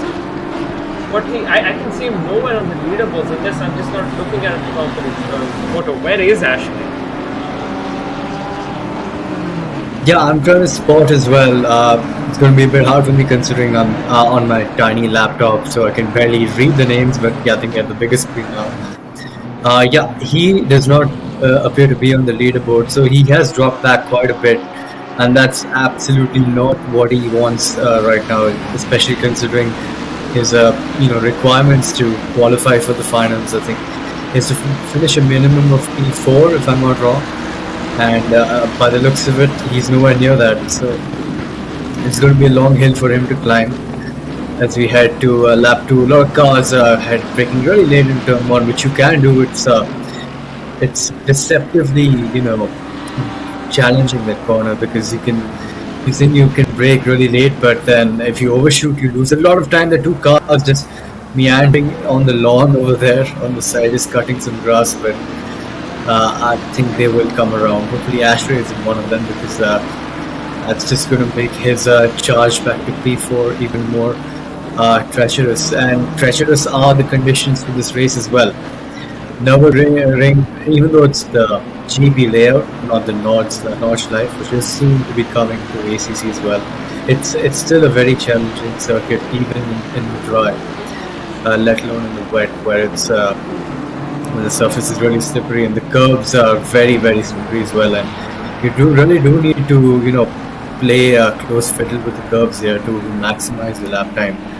But in the rain, you're best not doing so, because they can really spit the car out wide or inside and lose not you only time, but also others around you as they get caught off guard by car losing it in front of them or behind them. But I think things have settled down, and I think SG has built a huge lead up in front, and I think it might be lagging for me a bit, because I'm not at home right now.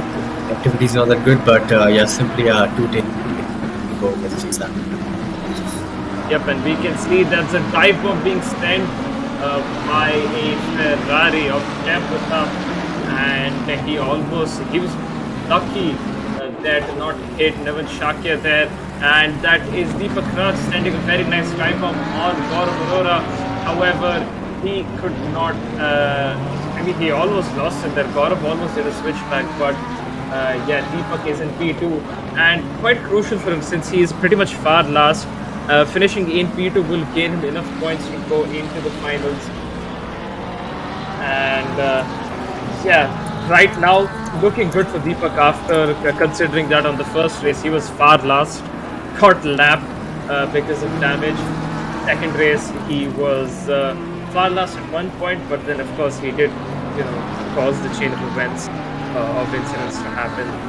But eventually he made it up into P14, but wasn't enough to gain him plenty of points. But nonetheless, in P2 right now, made a mistake side by side with Gaurav Arora, and following SB quite closely, he is ahead. He can tuck back in to the dry line and live to see another day right here. And getting very loose there on the rear, Deepak is, and now he's on the wet part of the circuit. He definitely will have much lesser grip than he really want to, and that is it. Gaurav Arora is ahead once again. And the way the conditions are right now, if you are a driver who's using slick tires right now, if you are on the dry line, which you can see very, very clearly, you'll have loads of grip. But if you go even a centimeter off, it's pretty much wraps for you. You will have no grip at all, and that is unfortunately what's happened with Deepak. He's lost a lot of grip by going off wide, and that's let Gaurav Arora catch right back up to Shubham Das here. Shubham Das has the inside line. Gaurav Arora on the outside. Who can get past into turn 1 moto? Yeah, very close there. He tried to go for a move around the outside. He's going to go to the under and over. Tries to, but then he gets to get onto the wet part of the circuit. But that Porsche seems really stable, even though it's quite uncharacteristic of that car around the circuit, especially in these conditions right now. He's completely hounding the rear of that Audi in front of him. He's currently in an Audi sandwich as well, which is pretty humorous to me. But yeah, he did make that the white line and the dry line. I think the best is I think Bottas in 2019. It was Hockenheim and interchangeable conditions, and he just dipped, I think, an inch of his wheel onto the wet part, It was a high-speed corner, I think turn 1 exit, and he lost the car completely. But more importantly, it seems that the Porsche is trying to go around the outside of the Audi, and again tries the under and over, but that Audi really is screaming away on the exit, and it's the Porsche is still hanging behind him, gets very loose on the Schumacher S's, as you like to call it. The infamous Schumacher S's, which is even treacherous in the dry, let alone in the wet. So yeah, very brave of him to take the curb in these conditions, but I think it's quite dry right now, so the slicks will definitely be coming to their window, though I think everyone and their children are on slicks right now because the track wasn't too wet enough to begin with at the start, and if anyone was on the wet tires, they would be considerably slower than the pack, and we would see a huge gap on the minimap. But so far, it's evident that the Porsche has a huge pace advantage on the Audi in front. Only the matter of when the move can be done, and I'm pretty sure a move right now is very likely. He gets a beautiful exit from the last corner. See if he's going to try and bait the Audi into braking later. And then you have Deepak as well, who's hounding right behind, and there's contact between Deepak and the Porsche. And if I'm not wrong, simply Deepak has been the center of many incidents today, and that's just going to add to his table. And another one for the stewards to look at. And Deepak is a very clean driver, we know, but really not a good look for him at all tonight. And maybe he's not kept a cool head. Maybe something's happened, because that's not the driver who I know. Yeah, absolutely. I mean, Deepak has crumbled under pressure, and it's very clear to see. First race he got taken out was in the middle of incidents. Second race started the chain of incidents, and now in the third and final race sent an unnecessary dive bomb out of nowhere onto Gaurav Arora, and will definitely get a penalty. Gaurav Arora sending it down the inside of the punch to the punch will have the time to do a switch back, but Gaurav Arora blocks it off quite well. Great stuff from Gaurav. But yeah, as I was saying, Deepak is definitely going to get a penalty for it. He has 10 minutes to maybe make a 5 or 10 second gap, which is close to impossible, because that means he'll have to fly past SD as well while he's at it. And of course, it's not really going to be easy now that he has definitely some amounts of damage after hitting Gaurav Arora there. So yeah, it's not been a great day for him, and unless something major happens with him, there is absolutely no way. I don't see him qualifying here, because he was on 5 points just before we got into this race, and yeah, he has to ideally finish in the top 3 if he wants to make it, but yeah, it's just not looking good for him right now. As we can see, Manu Puri on the rear of Deepak Raj, looking down the inside, trying to make a move into turn 1 here. Still holding the inside line. Deepak on the outside, being extra cautious to try and not have another incident. As Deepak has the inside line for going into turn 2, tries to keep it there, not able to do so. Manu Puri up into P2. Deepak once again getting very easy on the brakes, just forgetting that they're not as strong as a Formula 1 car. And we can see 3 wide, almost 3, but Gaurav Arora getting pushed off almost once again. Luckily nothing as such, and Tejasvi does manage to keep his car in check. Now, while we watch these 3 guys battle, I have also received some news saying that live stewarding will be delayed. So for clear-cut incidents, of course, incidents will be given out. Yep. And Tejasvi is sent to one. Deepak had nowhere to go, not his fault. And Gaurav Arora, of course, Mauke Pe Chauka, just gets past these guys and is back up into P3. But yeah, as I was saying, live stewarding has been delayed. Unless there is some clear-cut incident like we saw between Deepak and SV, and the reporting period will remain open until 12 p.m. tomorrow. So really, until say tomorrow evening, we have genuinely no idea as to who will get what and what the final results will be. So we'll have to wait until tomorrow's end to see who actually qualifies in 2000. Dipanshu, I think he's had a very clear-cut incident. That's why he's gone to 5 seconds. I believe Deepak's 5 seconds might also be coming in just a few short moments here, as he follows up quite closely behind Tejasvi, who's also gotten past him.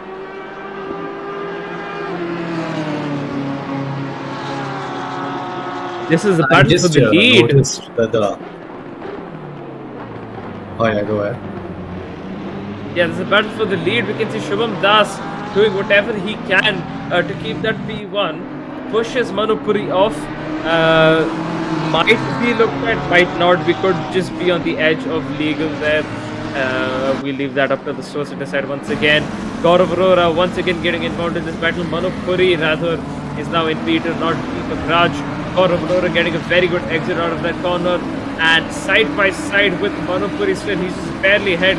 Manupuri has the inside line for this left-hander. Gaurav Arora will have the inside line for this right-hander. Manupuri goes off wide and it has made a mistake. So Gaurav Arora has been let up into P2 and now he will unleash his Porsche onto Shubham Das to try and get past him. And we will have to keep an eye out on that P1 position because Gaurav Arora, only 3 turns away now, could be quite hungry for that. And oh, he might already be making a move there. Dope SD just blocks it off perfectly. Gaurav Arora having to take grass and some levels of external track to do whatever he can to get past. Manupuri sends it, and that would have definitely given Gaurav Arora some PTSD from the previous incident. Luckily, Manupuri stopped it. Bit of banging between the 3 cars, but no one has been spun around just yet. So this battle was between 3 cars, and now because of all of this battling, there is Tejasvi getting involved. So it's a 4-way between SV, Gaurav Arora, Manupuri, and Tejasvi. Yeah, that's a lot of wheel-to-wheel action going on right now. I don't know what happened to SD, but there's a move being made down the inside. He's again got a beautiful exit out of the last corner. Very apparent because that last corner has been really strong for that Porsche driver. And again on the exit, he's just got the move down. The BMW, from what I can tell, is trying to set the move down the inside. The stream is really choppy for me, so I have no clue as to what is going on the track right now simply, but I can assure you that it's really spicy because there are 3 cars all really close to each other. It's bumper to bumper between them, whereas Gaurav Arora and the Porsche is just flying away. I think the tires on SD's car has just completely melted, because I was going to point out the track temperature is at 39 degrees Celsius. It's absolutely piping hot here in Nürburgring. And with the driving style that we've seen from the Audi driver, it's very evident that the tires have just melted away, and he's not being able to keep his car in a straight line as he's being completely attacked on all sides of the track right now. There's a 3-way battle to try and go for a switchback, 3 contact, and there's more contact. And, that's Tejasvi, who's had the worst outcome out of all of that. Wow. I mean, if this is what's happening in the semi-finals, because clearly this didn't happen in qualifiers, it's very obvious that all of them are extremely under pressure here, and none of them are driving with their senses. They've all lost their senses. They're just doing things randomly.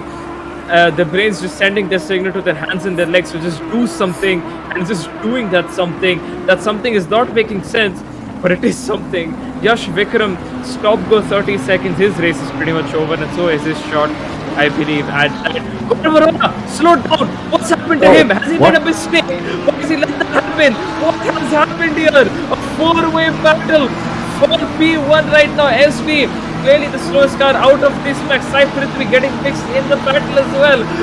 Arora now has the outside line going into turn 1. Still has the outside, and that is Sarthak Ray. No, that is Deepak right back into this battle with Shan 7 and some other cars as well. Oh, that's his new spun out on a very crucial moment.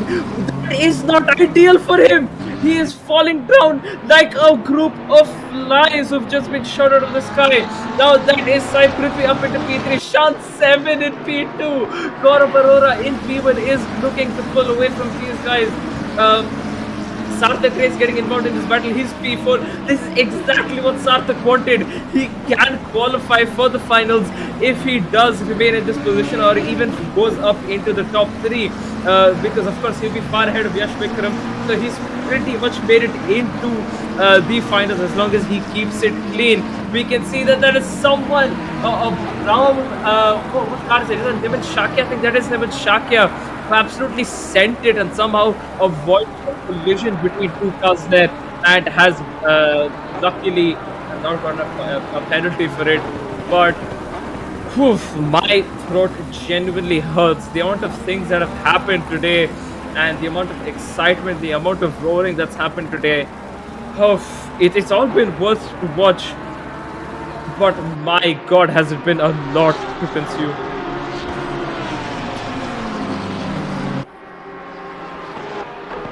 Yeah, I really wish I could see this all unfold in front of me. Unfortunately, my hotel Wi-Fi has been really big bottleneck right now. But yeah, this race has been nothing short of, all-out action throughout the entire course of the 20.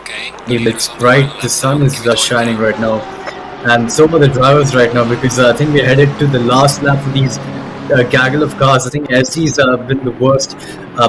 Driver out of he's had the worst luck in this one out of all of them. That's Sai Prithvi in the Lambo who's really, really close behind. Sean, who's in P2. How is Sean ended up in P2? What is going on in this race? All credit due to him. He's done a fantastic job, a real sleeper driver in this event, and he's up on P2 and on merit right now simply. So that's going to be a great result for him. Someone who we haven't seen up there very often. Here's two cars going side by side. Tejas, who had suffered that spin a couple of laps ago, has recovered another position up to P7, but I don't think that's going to do him any favors right now because still a hard reach from where he did fall down from, which is I think in the podium positions in that pack up there. Gaurav Arora, I think it has set his win in stone as he's speeding away, but behind him you can see the red what's that, McLaren? Yeah, that's the McLaren of Sarthak, who's all right behind Sai Prithvi. That McLaren we know is rapid on the straight line. This might be the last gasp opportunity for that McLaren to send it down the inside of that chicane if he can get a good run through this corner. And on this exit, it's all about the exit here, so he's going to have to compromise on the entry, go all the way out wide, try to slingshot back out. But the looks of it, I think he's done that. My stream can just catch up to it. Simply do take it away. Absolutely, as we come into the Schumacher chicane over here. I mean, I don't think any move's gonna happen over here. Shant 7 definitely up into P2 by merit, and so is Gaurav Arora in P1 by merit. Finally has won a race in the 3 races that have happened today, and Sarthak Ray might qualify for this. Samad Habib fighting it out with Dipanshu, not really worth it because Dipanshu has a 5 seconds, so Samad will be ahead regardless. Deepak Raj finishing in P10, P11. Shubham Das, the biggest loser of them all, P12. Extremely bad race for him, and a very, very unlikely mistake from his side as well. Axel Sam, on the other hand, he is in P15. He's had a very quiet race. He had a good start, but nothing to show for after that. Might have been involved in a few incidents as well. But my God, I am tired after an exhilarating 3 hours of racing. Now that everything's calmed down, all the emotions have gone down. I am very much tired, but also very excited because this is just the setting stone for what we'll have in the finale, because it'll be the same few drivers who will be there in the finale live at the event. So it is going to be very, very interesting as to what really turns out there. And at least we can say quite happily that the setting stone for this race is nice, and Extreme casually getting a 1 minute time penalty because he did not serve his 30-second stop go, which would have ended up him all the way back there anyways. But yeah, I mean, I am extremely tired. Of course, thanks to Eric Tripp for joining in earlier as well, while you were stuck in traffic conveniently for the first two races. But yeah, it is, wow, I mean, only one thing is guaranteed. After all the incidents, after everything that's happened today, only one thing is guaranteed, as I said, and that is that Tavleesh Singh has qualified just after the first two races. Won the race, got the fastest lap. Won the second race, got the fastest lap for that. So yeah, it's pretty much sealed for him. He's coming into the finals quite comfortably.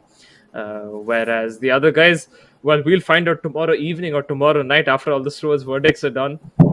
And of course, an official statement is out as to who our top 10 finishers are.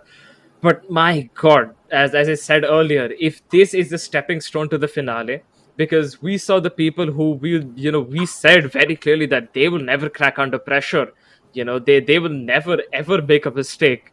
They've done it, and these are the same people who we have seen for multiple years at this point racing, and this is the least that we expected, that they at least keep it clean. But yeah, loads of mistakes today, especially when they were under pressure. So with someone like Deepak and SD making big mistakes, causing incidents here and there, it just goes to show whatever happens in the finale will be nothing short than an absolute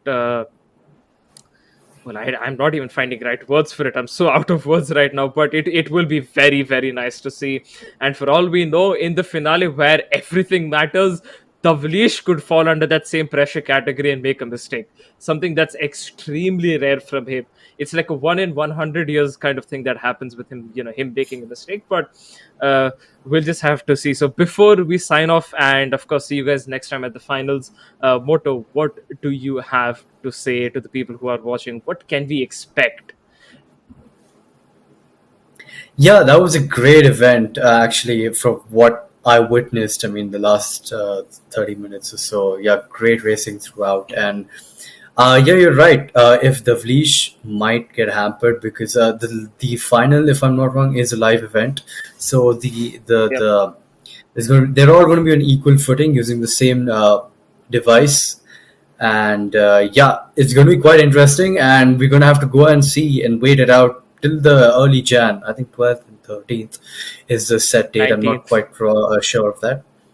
Yeah, 19th. Sorry, my bad, as you correct me there. But yeah, that's the set date. So we will see you guys there for the live event in Jan for the Esportz Premier Series finale on ACC with 20 or so drivers taking to the track in different tracks we're going to have to set out. We haven't quite decided what ones yet, but we will in a short duration of time. So, yep, that's it for tonight, folks. Glad to have joined you tonight, and that was a great couple of races. This is me and Simply signing out. Ciao.